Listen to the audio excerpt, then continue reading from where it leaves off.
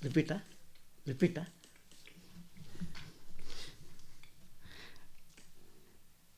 ರಾಜ್ಯ ಪತ್ರಗಾರ ಇಲಾಖೆಯ ಪರವಾಗಿ ತಮಗೆ ಈ ಸಂದರ್ಶನ ಕಾರ್ಯಕ್ರಮಕ್ಕೆ ಆತ್ಮೀಯವಾಗಿ ಸ್ವಾಗತಿಸ್ತೇನೆ. ತಾವು ತಮ್ಮ 75ನೇ ವಸಂತದಲ್ಲಿ ಕಾಲಿಟ್ಟಿದ್ದೀರಾ.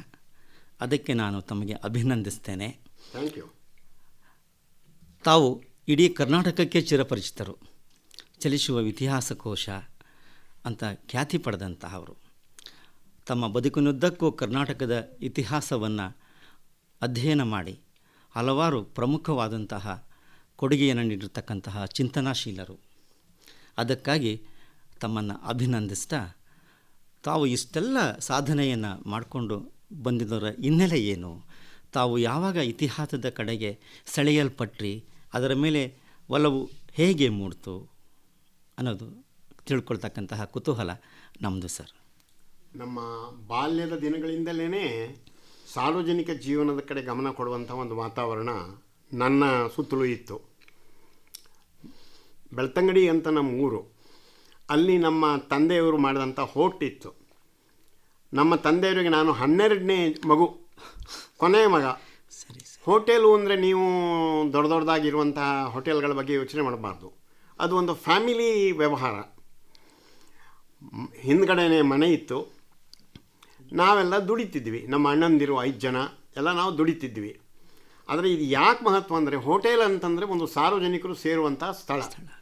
ದೊಡ್ಡ ಜಾಗ ಇತ್ತು, ಬೇಕಾದಷ್ಟು ಬೆಂಚು ಕುರ್ಚಿ ಇತ್ತು. ಬಂದು ಕಾಫಿ ಕುಡಿದು ಪೇಪರ್ ಓದಿ ಸಾರ್ವಜನಿಕ ವ್ಯವಹಾರಗಳ ಬಗ್ಗೆ ಎಲ್ಲ ಚರ್ಚೆಗಳು ಅಲ್ಲಿ ಆಗ್ತಾ ಇತ್ತು. ಇದರಿಂದಾಗಿ ಸಾರ್ವಜನಿಕ ಜೀವನದ ಬಗ್ಗೆ ನನಗೆ ಕುತೂಹಲ, ಆಸೆ ಬೆಳೀತು. ಮಾತ್ರ ಅಲ್ಲ, ಆಗಿನ ಸಾಮಾಜಿಕ ವಾತಾವರಣ, ಆಗಿನ ಸ್ವಾತಂತ್ರ್ಯ ಸಂಗ್ರಾಮ, ಇವೆಲ್ಲದರ ಬಗ್ಗೆ ಕುತೂಹಲ ಬೆಳೀತಾ ಬಂತು. ಮುಂದೆ ಹೋಟೆಲ್ನಲ್ಲಿ ಬರೋರು ಎಷ್ಟೋ ಜನ ತಾವೇ ಪತ್ರಿಕೆಗಳನ್ನು ತರ್ತಿದ್ರು, ನಾವು ತರಿಸ್ತಾ ಇದ್ದೀವಿ. ಈ ಪತ್ರಿಕೆಗಳನ್ನೆಲ್ಲ ಓದಿ ಸಾರ್ವಜನಿಕ ಜೀವನದ ಬಗ್ಗೆ ಹೆಚ್ಚು ಹೆಚ್ಚು ತಿಳ್ಕೊಳ್ಳೋದಕ್ಕೆ ಸಾಧ್ಯ ಆಯಿತು. ಮತ್ತು ಈ ಪತ್ರಿಕೆಗಳ ಜೊತೆಯಲ್ಲಿ ನಂಟು ನನಗೆ ಬಾಲ್ಯದಲ್ಲಿ ಮಾತ್ರ ಅಲ್ಲ, ಹೈಸ್ಕೂಲಿಗೆ, ಕಾಲೇಜಿಗೆ ಹೋದ ಮೇಲೂ ಮುಂದುವರಿಯಿತು. ಆವಾಗ ನಾವು ಓದ್ತಾ ಇದ್ದ ಪತ್ರಿಕೆಗಳು ಅಂತಂದರೆ ಮಂಗಳೂರಿನ ನವಭಾರತ, ಹುಬ್ಬಳ್ಳಿಯ ಸಂಯುಕ್ತ ಕರ್ನಾಟಕ, ಬೆಂಗಳೂರಿನ ಪ್ರಜಾಮತ, ಚಿತ್ರಗುಪ್ತ, ಜನಪ್ರಗತಿ, ಆಮೇಲೆ ಹುಬ್ಬಳ್ಳಿಯ ಕರ್ಮವೀರ. ಇವೆಲ್ಲ ಒಂದು ಸಾಮಾಜಿಕವಾದಂತಹ ಒಂದು ಭಾವನೆಯನ್ನು, ಕಾನ್ಷಿಯಸ್ನೆಸ್ ಅಂತೀವಲ್ಲ, ಪ್ರಜ್ಞೆ, ಇದನ್ನು ಬೆಳೆಸೋದಕ್ಕೆ ತುಂಬ ಸಹಾಯ ಮಾಡ್ತು. ಇನ್ನೂ ಸಾರ್ವಜನಿಕ ಜೀವನದಲ್ಲಿ ಆಗ ಚಿಕ್ಕ ಬಾಲಕನಾಗಿದ್ದಾಗ ನಾವು ವಿಶೇಷವಾಗಿ ಭಾಗವಹಿಸಿದ್ದು ಅಂದರೆ, ನಾನು 37ನೇ ಇಸ್ವಿಯಲ್ಲಿ ಹುಟ್ಟಿದವನು. 42ನೇ ಇಸ್ವಿಯಲ್ಲಿ ಕ್ವಿಟ್ ಇಂಡಿಯಾ ಮೂಮೆಂಟ್ ಆಯಿತು. ಆಗ ನಮ್ಮ ಊರಲ್ಲಿ ಶಾಲೆ ಮಕ್ಕಳೆಲ್ಲ ಕೂಡಿ 2-3 ತಿಂಗಳು ಮೆರವಣಿಗೆ ಮಾಡ್ತಾಯಿದ್ರು. ಆವಾಗ ಭಾರತ್ ಮಾತಾ ಕಿ ಜೈ, ನನಗಾಗ 5 ವರ್ಷದ ಬಾಲಕ. ಭಾರತ್ ಮಾತಾ ಕಿ ಜೈ, ವಂದೇ ಮಾತರಂ, ಈ ಕೂಗು, ಈ ಘೋಷಣೆಗಳು ನಮಗೆ ರಕ್ತಗತವಾಗಿ ಬಂದವು. ಈ ಕ್ವಿಟ್ ಇಂಡಿಯಾ ಮೂಮೆಂಟ್ ಆಗಿ ನಮ್ಮ ಊರಿನಲ್ಲಿ ಒಂದು 2-3 ಜನರು ಬಂಧಿತರಾದರು. ಮುಂದೆ ಚಳವಳಿ ತಣ್ಣಗಾಯಿತು. ಆದರೆ ಇದರ ಹಿಂದೆಯೇ RSSನವರು ನಮ್ಮ ಊರಿಗೆ ಬಂದರು.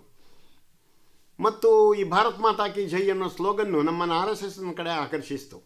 ನಮ್ಮ ಅಣ್ಣಂದಿರು ಸ್ವಾತಂತ್ರ್ಯ ಚಳವಳಿಯಲ್ಲಿ ಭಾಗವಹಿಸ್ತಾ ಇದ್ದವರು. ಒಬ್ಬರು ಜೈಲಿಗೂ 1-2 ದಿವಸ ಹೋಗಿದ್ದರು. ಮತ್ತು ಸ್ವಾತಂತ್ರ್ಯ ಸಂಗ್ರಾಮಕ್ಕೆ ಸಂಬಂಧಪಟ್ಟವರು ಯಾರು ಅಲ್ಲಿ ಬರ್ತಿದ್ರು, ಅವ್ರು ನಮ್ಮನೆಗೆ ಊಟಕ್ಕೆ ಎಲ್ಲ ಬರ್ತಿದ್ರು.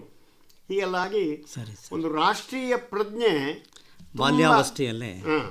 ಬಾಲ್ಯಾವಸ್ಥೆಯಲ್ಲೇ ನಮ್ಮ ಮನೆಯಲ್ಲಿ ಬೆಳೀತು.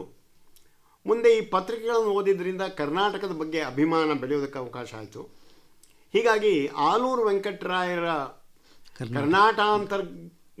ಕರ್ನಾಟಕಾಂತರ್ಯಾಮಿ ಭಾರತ ಮಾತೆ ಅನ್ನುವಂಥ ಕಲ್ಪನೆ, ಅಂದರೆ ಕರ್ನಾಟಕ, ಕನ್ನಡ, ಇದರ ಸೇವೆ ಮಾಡಬೇಕು, ಇದರಿಂದಲೇ ಭಾರತದ ಸೇವೆಯೂ ಆಗುತ್ತೆ ಅನ್ನೋ ಭಾವನೆ ದೃಢವಾಗಿ ನಾನು ಕಾಲೇಜಿಗೆ ಮುಟ್ಟೋ ಹೊತ್ತಿಗೆ ನನ್ನ ಮನಸ್ಸಿನಲ್ಲಿ ಮನೆ ಮಾಡುವಾಗಾಯಿತು.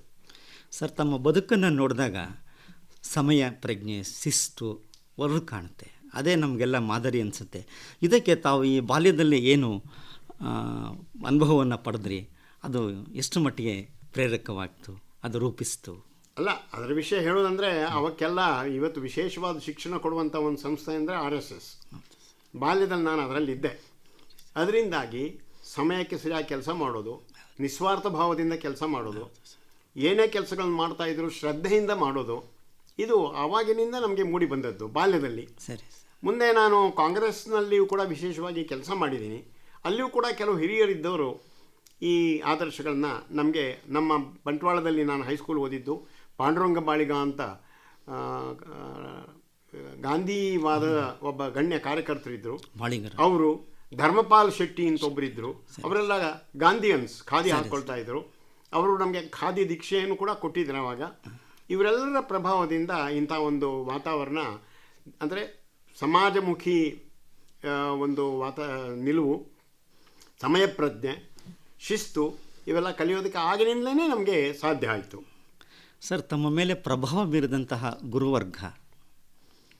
ನಾನು ದೇಶಭಕ್ತಿಯ ಭಾವನೆಯಿಂದ ಪ್ರೇರಿತನಾಗಿ ಇಕನಾಮಿಸ್ಟ್ ಆಗಬೇಕು ಅಂತ ತಿಳ್ಕೊಂಡಿದ್ದೆ. ಅರ್ಥಶಾಸ್ತ್ರವನ್ನು ಚೆನ್ನಾಗಿ ಕರಗತ ಮಾಡಿದರೆ ದೇಶದ ಸೇವೆ ಮಾಡಲಿಕ್ಕೆ ಚೆನ್ನಾಗಾಗುತ್ತೆ, ಬಡವರನ್ನು ಮುಂತರೋದಕ್ಕೆ, ಸಮಸ್ಯೆಗಳನ್ನು ಬಗೆಹರಿಸಲಿಕ್ಕೆ ಅಂತ ಯೋಚನೆ ಮಾಡ್ತಾ ಇದ್ದೆ. ಹೀಗಾಗಿ ಬಿ ಎಲ್ಲಿ ನಂದು ಇಕನಾಮಿಕ್ಸೇ ಮುಖ್ಯವಾಗಿತ್ತು. ಆಮೇಲೆ ಎಮ್ ಎಯಲ್ಲೂ ಕೂಡ 8 ಪೇಪರ್ಸ್ ಇದ್ದವು ನಮಗೆ. ಅದರಲ್ಲಿ 4 ಇಕನಾಮಿಕ್ಸ್, 2 ಇತಿಹಾಸ, 2 ರಾಜ್ಯಶಾಸ್ತ್ರ, ಹೀಗಿತ್ತು. ಇಕನಾಮಿಕ್ಸ್ನಲ್ಲಿ ಗಣಿತ ಬರುತ್ತೆ ನನಗೆ. ಗಣಿತ ಅಂದರೆ ಸ್ವಲ್ಪ ಅಷ್ಟಕ್ಕಷ್ಟೇ. ಸರಿ. ಆದ್ದರಿಂದ ಇಕನಾಮಿಕ್ಸ್ನ indifference curve, it moves to the left, move to the left, right ಅನ್ನೋದು ನಮ್ಗೆ ಸ್ವಲ್ಪ ತಲೆಗೆ ಹೋಗಲಿಲ್ಲ. ಅದಕ್ಕಿಂತ ಹೆಚ್ಚಾಗಿ ಇತಿಹಾಸ ವಿಭಾಗದಲ್ಲಿ ಪ್ರೊಫೆಸರ್ ದೀಕ್ಷಿತ್ ಅವರು, GS ದೀಕ್ಷಿತ್, ಅದಕ್ಕಿಂತ ಹೆಚ್ಚಾಗಿ ಸಾಲೆತ್ತೂರ್ ಅವರು ಒಂದೇ ಒಂದು ಪೇಪರನ್ನು ಎಮ್ ಎಯಲ್ಲಿ 2 ವರ್ಷ ಪಾಠ ಮಾಡಿದ್ರು. ಆದರೆ ಅವರು ನಮಗೆ ಇತಿಹಾಸವನ್ನು ಎಲ್ಲ ರೀತಿಯಲ್ಲಿ ಅರ್ಧ ಕೊಡಿಸಿದರು. ಮತ್ತು ಮೇಲಿಂದ ಮೇಲೆ ಅವರ್ ಕಂಟ್ರಿ ರಾಷ್ಟ್ರಾಭಿಮಾನ ಅಂತ ಹೇಳಿ ಅವರು ಟೇಬಲ್ ಬಡ್ದು ಹೇಳ್ತಿದ್ರು. ನಮಗೆ ಅವರ್ ಕಂಟ್ರಿ ಅನ್ನೋತ್ತಿಗೆ ಭಾರತದ ಬಗ್ಗೆ ಮನಸ್ಸಿಗೆ ಬರ್ತಿತ್ತು. ಆದರೆ ಅವರು ಹೇಳ್ತಾ ಇದ್ರು ಅವರ್ ಕಂಟ್ರಿ ಅನ್ನೋದು ಕರ್ನಾಟಕದ ಬಗ್ಗೆ. ಅವರು ಅವರ್ ಕಂಟ್ರಿ ಅಂತ ಟೇಬಲ್ ಬಡ್ದು ಅವರು our country has done this. ಏನೋ ಮಯೂರ ಶರ್ಮಾ ಏನು ಮಾಡ್ದ, ಪುಲಿಕೇಶಿ ಏನು ಮಾಡ್ದ, ಎಂಥ ದೇವಸ್ಥಾನಗಳನ್ನು ಕಟ್ಟಿದ್ರು ಅಂತ ಅವರು ಇಂಡಿಯನ್ ಹಿಸ್ಟ್ರಿ ಹೇಳ್ತಾ ಇದ್ರು, ನಮ್ಮ ಕರ್ನಾಟಕದ ಬಗ್ಗೆ ಒತ್ತಿ ಹೇಳ್ತಾ ಇದ್ದರು. ಅದರ ಜೊತೆಯಲ್ಲಿ ಆಲೂರು ವೆಂಕಟರಾಯರ ಮಾತುಗಳು ನಮಗೆ ಪ್ರಭಾವವಾಗಿ, ದೇಶದ ಸೇವೆ ನಾವು ಮಾಡಬೇಕಾದ್ರೆ ಕರ್ನಾಟಕದ ಸೇವೆ ಮಾಡಬೇಕು, ಕರ್ನಾಟಕದ ಬಗ್ಗೆ ತಿಳುವಳಿಕೆ ಬೆಳಿಬೇಕು ಅನ್ನುವಂಥದ್ದು. ಇಕನಾಮಿಕ್ಸ್ನ ವಿದ್ಯಾರ್ಥಿ ಆಗಿದ್ದ ನಾನು ಇತಿಹಾಸದ ಕಡೆ ಆಕರ್ಷಿತ ಆಗೋದಕ್ಕೆ ವಿಶೇಷವಾಗಿ ಪ್ರೊಫೆಸರ್ ಭಾಸ್ಕರ್ ಆನಂದ್ BA ಸಾಲೆತ್ತೂರ್ ಅವರು ಕಾರಣ ಅಂತ ನಾನು ಹೇಳ್ಬೋದು. ಮತ್ತು ಸಂಶೋಧನಾ ವಿದ್ಯಾರ್ಥಿಯಾಗಿ ತಾವು ಪಡೆದಂಥ ಅನುಭವ? ನಾನು ವಿದ್ಯಾರ್ಥಿಯಾಗಿದ್ದಾಗಲೇ ಅನೇಕ ಸಾರ್ವಜನಿಕ ಚಟುವಟಿಕೆಗಳಲ್ಲಿ ಭಾಗವಹಿಸ್ತಾ ಇದ್ದೆ ಮತ್ತು ಕರ್ನಾಟಕದ ಪೂರ್ತಿ ಪರಿಚಯ ನನಗಾಗಲೇ ಆಗಿತ್ತು. ಯಾಕಂದರೆ ನಾನು ಹುಟ್ಟಿದ್ದು ಮಂಗಳೂರಿನಲ್ಲಿ, ನಮ್ಮ ಸಂಬಂಧಿಕರು ಯಾರೋ ಹಾಸನ, ಬೇಲೂರಿನಲ್ಲಿ ಹೋಟ್ಲ್ ಮಾಡ್ಕೊಂಡಿದ್ದರು. ಆಮೇಲೆ ಧಾರವಾಡದಲ್ಲಿ ಓದೋಕ್ಕೆ ಹೋದೆ, ಅಲ್ಲೆಲ್ಲ ಸಿಕ್ಕಾಬಿಟ್ಟು ತಿರುಗಾಡಿದೆ. ಹೀಗಾಗಿ ಸಮಗ್ರ ಕರ್ನಾಟಕದೊಂದು ಪರಿಚಯ ನನಗಾಯಿತು. ಆ ಪರಿಚಯ ಎಷ್ಟು ಮಹತ್ವದ್ದು ಅಂದರೆ, ನಾನು ಯೂನಿವರ್ಸಿಟಿಯಲ್ಲಿದ್ದಾಗ ನನ್ನೊಬ್ಬರು ಸೀನಿಯರು ಫ್ರೀಡಮ್ ಮೂಮೆಂಟ್ ಬಗ್ಗೆ ನೀವು ಒಂದು ಕೂಡಿ ಕೆಲಸ ಮಾಡೋಣ, ಪುಸ್ತಕ ಬರೆಯೋಣ ಅಂತ ಹೇಳಿದರು. ನಾನಂದೆ, ಯಾಕೆ, ನಾನೇ ವಿಷಯ ಸಂಗ್ರಹ ಮಾಡಿದ್ದೀನಿ, ನೀವು ಉಪಯೋಗಿಸ್ಕೊಂಡು ಬರೀರಿ ಅಂತ. ಅವ್ರು ಹೇಳಿರೋ ಉದ್ದೇಶ ಏನೇ ಇರಲಿ, ಇಲ್ಲ ನನಗೆ ಹಾಗೆಲ್ಲ ಆಗೋದಿಲ್ಲ ಬರೆಯೋದಕ್ಕೆ, ನನಗೆ ಉತ್ತರ ಕರ್ನಾಟಕದ್ದೆಲ್ಲ ಜಾಗ್ರಫಿ ಗೊತ್ತಿಲ್ಲ ಅಂದರು. ಅವ್ರಿಗೆ ಗೊತ್ತಿಲ್ಲದೆ ಇರೋದು ನನಗೆ ಗೊತ್ತಿತ್ತು, ಇದು ಒಂದು ಅನುಕೂಲ. ಸರಿ ಸರ್.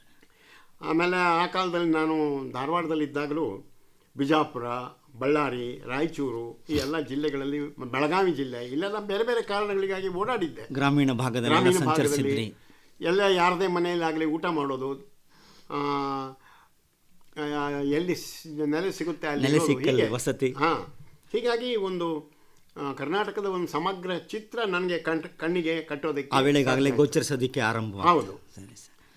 ಮತ್ತು ತಾವು ಮುಂಬೈಗೆ ಹೋದ್ರಲ್ಲ ಸರ್? ಅದು ನಾನು ಧಾರವಾಡದಲ್ಲಿ PhD ಮಾಡಬೇಕು ಅಂತಿದ್ದೆ. ಅಲ್ಲಿ ಏನೋ ಅಡಚಣೆಗಳಾದವು. ಆಗ ನಮ್ಮ ಸಾಲೆತ್ತೂರ್ ಗುರುಗಳು, ನೀನು ಮುಂಬೈಗೆ ಹೋಗು, ಮುಂಬೈಯಲ್ಲಿ ಏನೋ ಇಂಥ 108 ಅಡಚಣೆಗಳು, ರಾಜಕೀಯಗಳು ಎಲ್ಲ ಏನೂ ಇರೋದಿಲ್ಲ, ಹೋಗೋದಿದ್ರೆ ನಾನು ಅವ್ರ ಕೈಯಲ್ಲಿ PhDಗೆ ರಿಜಿಸ್ಟರ್ ಮಾಡಿಸಿದ್ದೆ, ವಿಷಯನೂ ತೊಗೊಂಡಿದ್ದೆ. ಸರಿ ಸರ್. ಹೋಗೋದಿದ್ರೆ ನಾನು ನನ್ನ ಫ್ರೆಂಡಲ್ಲಿ ಪ್ರೊಫೆಸರ್ ಕೊಯ್ಲು ಅಂತಿದ್ದಾರೆ, ಅವ್ರಿಗೆ ಕಾಗದ ಬರಿತೀನಿ ಅಂತಂದರು. ನಾನು ಮುಂಬೈಗೆ ಹೇಗೆ ಹೋಗಲಿ, ನನಗೆ ಯಾರೂ ಸಪೋರ್ಟ್ ಮಾಡೋರಿಲ್ಲ, ಯಾಕಂದ್ರೆ ನನ್ನ ಶಿಕ್ಷಣ ಎಲ್ಲ ಹೇಗೇಗೋ ಆಯಿತು. ಧಾರವಾಡದಲ್ಲಿ ಇರೋದಕ್ಕೆ ಒಂದು ಅಕ್ಕನ ಮನೆ ಇದೆ, ಉಣ್ಣೋದಕ್ಕೆ ತಿನ್ನೋದಕ್ಕೆ ಇರೋದಕ್ಕೆ ತೊಂದರೆ ಇಲ್ಲ ಅಂದ್ರೆ ಬಿಟ್ಟರೆ ಫೀಸು ಗೀಸು ಕೊಡೋದಕ್ಕೆಲ್ಲ ಭಾಳ ಕಷ್ಟ ಆಗ್ತಾಯಿತ್ತು.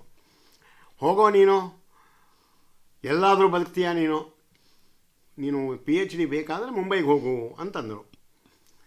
ಅಷ್ಟೊತ್ತಿಗೆ ನಂದು ಭಾಳಷ್ಟು ಕೆಲಸನೂ ಡೇಟಾ ಕಲೆಕ್ಷನ್ದು ಮುಗಿದಿತ್ತು. ಅವರು ಕೂಡಲೇ ನನ್ನ ಎದುರಿಗೆ ಒಂದು ಲೆಟರ್ ತಾವೇ ಟೈಪ್ ಮಾಡಿ ಕೊಯ್ಲು ಅವರಿಗೆ ಹಾಕಿದರು. ಸರಿ ಸರ್. ನನ್ನ ಒಬ್ಬ ಸ್ಟೂಡೆಂಟ್ ಇದ್ದಾನೆ, ನಾನು ಅವನನ್ನು ಕಳಿಸ್ತೀನಿ, ನನ್ನ ಹತ್ರ ಒಂದು PhD ವರ್ಕ್ ಮಾಡ್ತಿದ್ದ, ಇಂಥ ವಿಷಯ ಒಂದು ನೀನು ಅವನಿಗೆ ಗೈಡ್ ಮಾಡು ಅಂತ. ವಿಲಿಯಂ ಕೊಯ್ಲೋ. ಹೌದು, ವಿಲಿಯಂ ಕೊಯ್ಲೋ ಅಂತ, ಹೊಯ್ಸಳ ವಂಶ ಬರ್ತಾರೆ ನೋಡಿ, ಸೈಂಟ್ ಜೇವಿಯರ್ಸ್ ಕಾಲೇಜ್ನಲ್ಲಿ ಅವರು ಪ್ರೊಫೆಸರು. ಸರಿ ಸರ್. ಇವರು ಸ್ನೇಹಿತರು. ಅದಕ್ಕೆ ಯಾಕಂದರೆ ಇವರು ಸೈಂಟ್ ಜೇವಿಯರ್ಸ್ ಕಾಲೇಜ್ನಲ್ಲೇ ಓದಿದ್ದು. ಸಾಲಿತೂರ್ ಅವರು.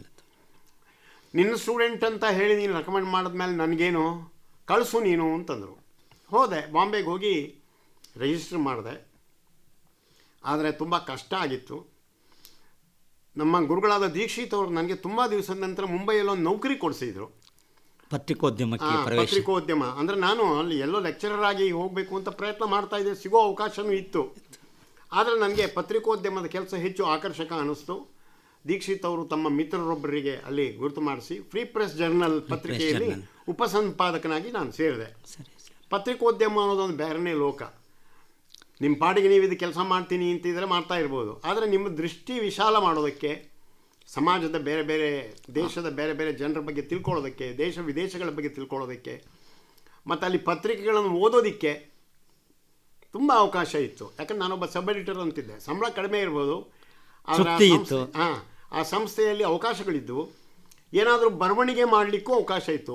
ನಾನು ಸಬ್ ಎಡಿಟರ್ ಅಂತಿದ್ದೆ. ಸಬ್ ಎಡಿಟರ್ ಅಂದರೆ ಸುದ್ದಿಯನ್ನು ಎಡಿಟ್ ಮಾಡಿ ಅದಕ್ಕೊಂದು ಹೆಡ್ಡಿಂಗ್ ಕೊಟ್ಟು ಬಿಡೋದು ಅಷ್ಟೇ, ಇನ್ನೇನು ಕೆಲಸ ಇಲ್ಲ. ಸರಿ ಸರ್. ಅದರ ಲೇಖನಗಳನ್ನು ಬರೆಯೋದಕ್ಕೂ ಅಲ್ಲಿ ಅವಕಾಶ ಆಯಿತು. ಸ್ಟೋರೀಸ್ ಬರೆಯೋದು, ಲೇಖನಗಳನ್ನು, ಪುಸ್ತಕಗಳನ್ನು ರಿವ್ಯೂ ಮಾಡೋದಕ್ಕೆ, ಇದೆಲ್ಲ ಅವರು ಅವಕಾಶ ಕೊಟ್ಟು ಸ್ವಲ್ಪ ದುಡ್ಡು ಕೊಡ್ತಾ ಇದ್ರು. ಆ ಅವಕಾಶ ಪೂರ್ತಿ ನಾನು ಉಪಯೋಗಿಸ್ಕೊಂಡೆ. ಇಂಗ್ಲೀಷ್ ಭಾಷೆ ಕೂಡ ಡೆವಲಪ್ ಮಾಡ್ಕೊಳ್ಳೋದಕ್ಕೆ ಅಲ್ಲಿ ಅವಕಾಶ ಆಯಿತು. ಹೀಗಾಗಿ ನನ್ನ ಮನೋದಿಗಂತ ವಿಶಾಲ ಆಗೋದಕ್ಕೆ ಅದು ತುಂಬ ಸಹಾಯ ಮಾಡಿತು. ಮತ್ತು ವಿಷಯಗಳನ್ನು ಯಾವ ರೀತಿ ಸಂಗ್ರಹ ಮಾಡಬೇಕು, ಯಾವ ರೀತಿ ಅಂದರೆ ನಾನು ರಿಸರ್ಚ್ ಮಾಡ್ತಾ ಇದ್ದರೂ ಕೂಡ ಆ ಹೊಸ ಜಗತ್ತಿನಲ್ಲಿ ವಿಷಯ ಸಂಗ್ರಹ ಮಾಡೋ ವಿಧಾನಗಳು ಬೇಕಾದಷ್ಟಿವೆ. ಅದರದೆಲ್ಲ ನಾನು ಪೂರ್ತಿ ಲಾಭ ತಗೊಂಡೆ. 2.5 ವರ್ಷ ಇದ್ದೆ ಬೆಂಗಳೂರಿನಲ್ಲಿ, ಮುಂಬೈಯಲ್ಲಿ. ಆದರೆ 2.5 ವರ್ಷದಲ್ಲೇ ನಾನು PhD ಮುಗಿಸಿ ನಾನು ವಾಪಸ್ ಬಂದೆ. ಆದರೆ ಮುಂಬೈ ಅನ್ನೋದು ಬೇರೆನೇ ಲೋಕ. ನಿಮಗೆ ಒಂದು ಪತ್ರಿಕೋದ್ಯಮ ಅನ್ನೋದು ಇನ್ನೊಂದು. ನೀವು ಅದಕ್ಕೆ ಒಡ್ಡಿಕೊಂಡು ನಿಮ್ಮನ್ನು ಸುಧಾರಿಸ್ಕೊಳ್ಬೇಕು ಅಂದರೆ ಬೇಕಾದಷ್ಟು ಅವಕಾಶ ಇರುತ್ತೆ. ಮುಂಬೈಯಲ್ಲಿ ಒಬ್ಬ ಮನುಷ್ಯ 1 ವರ್ಷ 2 ವರ್ಷ ಇದ್ದ ಅಂದರೆ ಪಾದರಸದಂತೆ ಆ್ಯಕ್ಟಿವ್ ಆಗ್ತಾನೆ. ಯಾರೇ ಒಬ್ಬ ವ್ಯಕ್ತಿ ಜೀವನದಲ್ಲಿ ಮುಂದೆ ಬರಬೇಕಾದ್ರೆ ಯಾವುದೇ ಒಂದು ಮುಂಬೈ ಆಗಲಿ, ಈಗ ಬೆಂಗಳೂರು ಹಾಗೆ ಆಗಿದೆ, ಮುಂಬೈ ಆಗಲಿ, ಕಲ್ಕತ್ತಾ ಆಗಲಿ, ಡೆಲ್ಲಿ ಆಗಲಿ, ಎಲ್ಲಾದರೂ ಒಂದು ನಗರದಲ್ಲಿ 1-2 ವರ್ಷ ಇದ್ದರೆ ಜಗತ್ತಿನ ಅನುಭವನೂ ಬೆಳೆಯುತ್ತೆ, ಜೀವನದಲ್ಲಿ ಕೂಡ ಒಂದು ಚಾಕಚಕ್ಯತೆ, ಒಂದು ಇದು ಬರುತ್ತೆ. ಜೊತೆಗೆ ತಾವು ಕರಾವಳಿ ಭಾಗದವರು, ಅದು ಒಂದು ಹಿನ್ನೆಲೆ ಇತ್ತು ಸರ್. ತಾವು ಬೆಂಗಳೂರಿಗೆ ಬರೋದಕ್ಕೆ ಏನು ವಿಶೇಷವಾದಂತಹ? ಇಲ್ಲ, ನಾನು ಮುಂಬೈಗೆ ಹೋಗಿದ್ದು PhD ಮಾಡೋದಕ್ಕಂತಲೇ. ಆದರೆ ಬದುಕೋದಕ್ಕೆ ಒಂದು ಉದ್ಯೋಗ ಬೇಕು ಅಂತ ಫ್ರೀ ಪ್ರೆಸ್ನಲ್ಲಿ ಇದ್ದೆ. ಆದರೆ ನನಗೆ ಅಲ್ಲಿ ಮುಂಬೈಯಲ್ಲಿ ಇರಬೇಕು ಅಂತ ಏನೂ ಇಷ್ಟ ಇರಲಿಲ್ಲ. ಮುಂಬೈಯಲ್ಲಿ ತುಂಬ ಸ್ನೇಹಿತರಿದ್ದರು, ಬೇಕಾದಾಗ ಸಾಲ ಕೊಡೋರಿದ್ದರು. ಅಫ್ಕೋರ್ಸ್ ಸಾಲ ತೊಗೊಂಡೆ ಹೊತ್ತಿಗೆ ಸರಿಯಾಗಿ ಅದನ್ನು ಮರಳಿಸುವಂಥ ಒಂದು ಇದು ಕೂಡ ಇಟ್ಕೊಂಡಿದ್ದೆ. ಆದರೆ ಅವರೆಲ್ಲ ನೀವು PhD ಮುಗಿಸಿದ ಮೇಲೆ ಎಲ್ಲಿ ಮುಂಬೈ ಬಿಟ್ಟು ಹೋಗಬೇಡ ಅಂದರು. ಅದೇ ಕಾಲದಲ್ಲಿ ಇನ್ನೊಂದು ದೇಶದ ಗಣ್ಯ ಪತ್ರಿಕೆಯಲ್ಲಿ ನನಗೆ ನೌಕರಿ ಕೂಡ ಕೊಡಿಸ್ತೀನಿ ಅಂತ ನಮ್ಮ ಫ್ರೀ ಪ್ರೆಸ್ ಜರ್ನಲ್ನಲ್ಲೇ ಇದ್ದವರೊಬ್ಬರು ನನಗೆ ಹೇಳಿದರು. ಆದರೆ ನನಗೆ ಮುಂಬೈಯಲ್ಲಿ ಇರಲಿಕ್ಕೆ ಇಷ್ಟ ಇರಲಿಲ್ಲ. ಕರ್ನಾಟಕದ ಸೆಳೆತ, ಕನ್ನಡದ ಪ್ರೀತಿ, ಕರ್ನಾಟಕದ ಆಗಲೇ ನಾನು ಕರ್ಮವೀರ, ಸಂಯುಕ್ತ ಕರ್ನಾಟಕ ಇದರಲ್ಲೆಲ್ಲ ಲೇಖನಗಳನ್ನೆಲ್ಲ ಬರೀತಿದ್ದೆ. ವಿಮರ್ಶೆಗಳನ್ನು ಕೂಡ ವಿಮರ್ಶೆ ಇಲ್ಲಿ ಬಂದ ಮೇಲೆ ಅಲ್ಲಿ ಮಾಡಿದ್ದೀನಿ ಫ್ರೀ ಪ್ರೆಸ್ನಲ್ಲಿ ಕಡಿಮೆ. ಇಲ್ಲಿ ಬಂದ ಮೇಲೆ ನಾನು ಉತ್ಥಾನ ಅಂತ ಮಾಸಿಕದಲ್ಲಿ ಆರಂಭದಲ್ಲಿ, ಹೌದು, ಮುಂದೆ ಪ್ರಜಾವಾಣಿ ಸೇರಿದೆ. ಪ್ರಜಾವಾಣಿ ಸೇರೋದಕ್ಕೆ ಏನು ಕಾರಣ ಅಂದರೆ ಅವರು ನನಗೆ ಡೆಕ್ಕನ್ ಹೆರಾಲ್ಡ್ನಲ್ಲಿ ಕೆಲಸ ಮಾಡಿ ನೀವು ಫ್ರೀ ಪ್ರೆಸ್ನಲ್ಲಿ ಇದ್ದವರಲ್ಲ ಅಂದರು. ಆದರೆ ನನಗೆ ಕನ್ನಡ ಸುಧಾರಿಸ್ಕೋಬೇಕು ಅಂತಿತ್ತು. ಸರಿ ಸರ್. ಅದಕ್ಕೆ ಪ್ರಜಾವಾಣಿನೇ ಸೇರಿದೆ. ಯಾಕಂದರೆ ಪ್ರಜಾವಾಣಿಯಲ್ಲಿ ಎಲ್ಲ ನ್ಯೂಸ್ ಟ್ರಾನ್ಸ್ಲೇಷನ್ ಮಾಡಿಕೊಡ್ಬೇಕು, ಕನ್ನಡ ಪಾಲಿಷ್ ಮಾಡಬೇಕು ಅಂತ. ಡೆಕ್ಕನ್ ಹೆರಾಲ್ಡ್ ನಾನು ಸೇರಿದರೆ ₹100 ಜಾಸ್ತಿ ಸಂಬಳ ಬರ್ತಾ ಇತ್ತು. ಆದರೆ ನಾನು ಪ್ರಜಾವಾಣಿಯಲ್ಲೇ ಸೇರಿದೆ, ಅಲ್ಲಿ ಕೆಲಸ ಮಾಡಿದೆ. ಆ ಕಾಲದಲ್ಲಿ ಪ್ರಜಾವಾಣಿ, ಸುಧಾ, ಡೆಕ್ಕನ್ ಹೆರಾಲ್ಡ್ ಮತ್ತು ಬೇರೆ ಬೇರೆ ಪತ್ರಿಕೆಗಳಿಗೆ ಬೇಕಾದಷ್ಟು ಲೇಖನಗಳನ್ನು ಬರೆದೆ. ಅದು ಇತಿಹಾಸದ ವಿವಿಧ ಕ್ಷೇತ್ರಗಳು ಸೇರಿದಂತೆ ಇತಿಹಾಸಕ್ಕೆ ಒತ್ತು ಕೊಟ್ಟು. ಹೌದು, ಅಲ್ಲ, ಕರ್ನಾಟಕದ ಇತಿಹಾಸದ ಬಗ್ಗೆನೇ ಬೇಕಾದಷ್ಟು ಲೇಖನ ಬರೆದೀನಿ. ಈಗ ನಾನು ಪ್ರಜಾವಾಣಿಯಲ್ಲಿ ಇದ್ದು ಅಲ್ಲಿಂದ ಬಿಟ್ಟು ಬರೋ ಹೊತ್ತಿಗೂ ಕೂಡ ಅಲ್ಲಿರೋ ನಟ್ಕಲಪ್ಪನವರು, ಸೇತುರಾಮ್ ಅವರು, ಇನ್ನು ಬೆಂಬಿ ಸಿಂಗ್ ಅವರು, ನೀವು ಲೇಖನ ಬರೆಯೋದು ನಿಲ್ಲಿಸಬೇಡಿ ಅಂದರು. ಯಾಕಂದರೆ ಕರ್ನಾಟಕದ ಬಗ್ಗೆ ತಿಳ್ಕೊಂಡವ್ರು ಇರಲಿಲ್ಲ ಆವಾಗ, ಆ ದಿನಗಳಲ್ಲಿ ಬರೆಯೋರು ಇರಲಿಲ್ಲ. ಆ ದಿನಗಳಲ್ಲಿ ಪತ್ರಿಕೆಗಳಲ್ಲಿ ಇತಿಹಾಸಕ್ಕೆ ನೋಡಿದಂಥ ಲೇಖನಗಳು ಬಹಳ ವಿರಳವಾಗಿ ಬರ್ತಾ ಇದ್ವು. ಅಲ್ಲ, ಇತಿಹಾಸ ತಿಳ್ಕೊಂಡವರೇ ಇರಲಿಲ್ವಲ್ಲ. ಇನ್ನು ಅಸ್ಪಷ್ಟವಾದಂತಹ ಚಿತ್ರಗಳು ನಾನು ಖಚಿತವಾಗಿ ವಿಷಯಗಳನ್ನು ತಿಳ್ಕೊಂಡು ಅಧ್ಯಯನ ಮಾಡಿ ಬರೀತಿದ್ದೆ. ಆ 2 ವರ್ಷಗಳ ಕಾಲಾವಧಿಯಲ್ಲಿ 100ಕ್ಕೂ ಮೀರಿ ಲೇಖನಗಳನ್ನು ಈ ಪತ್ರಿಕೆಗಳು ಬರೆದೀನಿ. ಆಮೇಲೆ ಇಂಡಿಯನ್ ಎಕ್ಸ್ಪ್ರೆಸ್ನಲ್ಲಿ ಬರೀತಿದ್ದೆ. ಹೀಗೆ ಕರ್ನಾಟಕದ ಬಗ್ಗೆ ತಿಳ್ಕೊಂಡವ್ ನೀನೊಬ್ಬ ಇದಾನಪ್ಪ ಅಂತ. ಅದೇ ಕಾಲದಲ್ಲಿ ನನಗೆ ಒಂದು ವಿಶೇಷ ಆಪರ್ಚುನಿಟಿ ಸಿಕ್ಕಿದ್ದೆ ಅಂದರೆ ಬುಕ್ಸ್ ರಿವ್ಯೂ ವಿಮರ್ಶೆ ಡೆಕ್ಕನ್ ಹೆರಾಲ್ಡ್ಗೆ. ಸರಿ ಸರ್. ಆಮೇಲೆ ಪ್ರಜಾವಾಣಿ ಬಿಟ್ಟ ಮೇಲೆ ಕನ್ನಡ ಪ್ರಭಕ್ಕೆ ಸುಮಾರು ಹೊಸ 70-80 ಪುಸ್ತಕಗಳನ್ನು ಓದೋದಕ್ಕೆ ನನಗೆ ಅವಕಾಶವಾಯಿತು. ನನಗೆ ತೀರಾ ಪ್ರಸಿದ್ಧಿ ತಂದು ಕೊಟ್ಟದ್ದು ಅಂದರೆ ಇತಿಹಾಸದಲ್ಲೊಬ್ಬ ಏನೋ ಸಂಬಡಿ ಅಂತ ನಾನು Karnataka through the ages Diwakar ಅವರು ಎಡಿಟ್ ಮಾಡಿ ದೊಡ್ಡ ಪುಸ್ತಕ. ಹೌದು ಸರ್. ಅದನ್ನು ಎಡಿಟ್ ಮಾಡಿದ್ದು, ಅದನ್ನು ರಿವ್ಯೂ ಮಾಡಿದ್ದು. ದಿವಾಕರೇ ಆಶ್ಚರ್ಯಪಟ್ಟರು, ಇಂಥ ಪುಸ್ತಕ ರಿವ್ಯೂ ಮಾಡೋದಕ್ಕೆ ಇನ್ನೂ ಕರ್ನಾಟಕದಲ್ಲಿ ಜನ ಇದ್ದಾರಾ ಅಂತ. ಯಾಕಂದರೆ ಇತಿಹಾಸ ಆ ಅವಧಿಸೆಯಲ್ಲಿತ್ತು ಅವಾಗ. ಇನ್ನು ಅಮೂರ್ತ ಅಲ್ಲ ಜನಗಳಲ್ಲಿ ಅಂಥ ಅವೇರ್ನೆಸ್, ಜಾಗೃತಿ ಅಂತ ಪ್ರೊಫೆಸರ್ಗಳಿದ್ರು.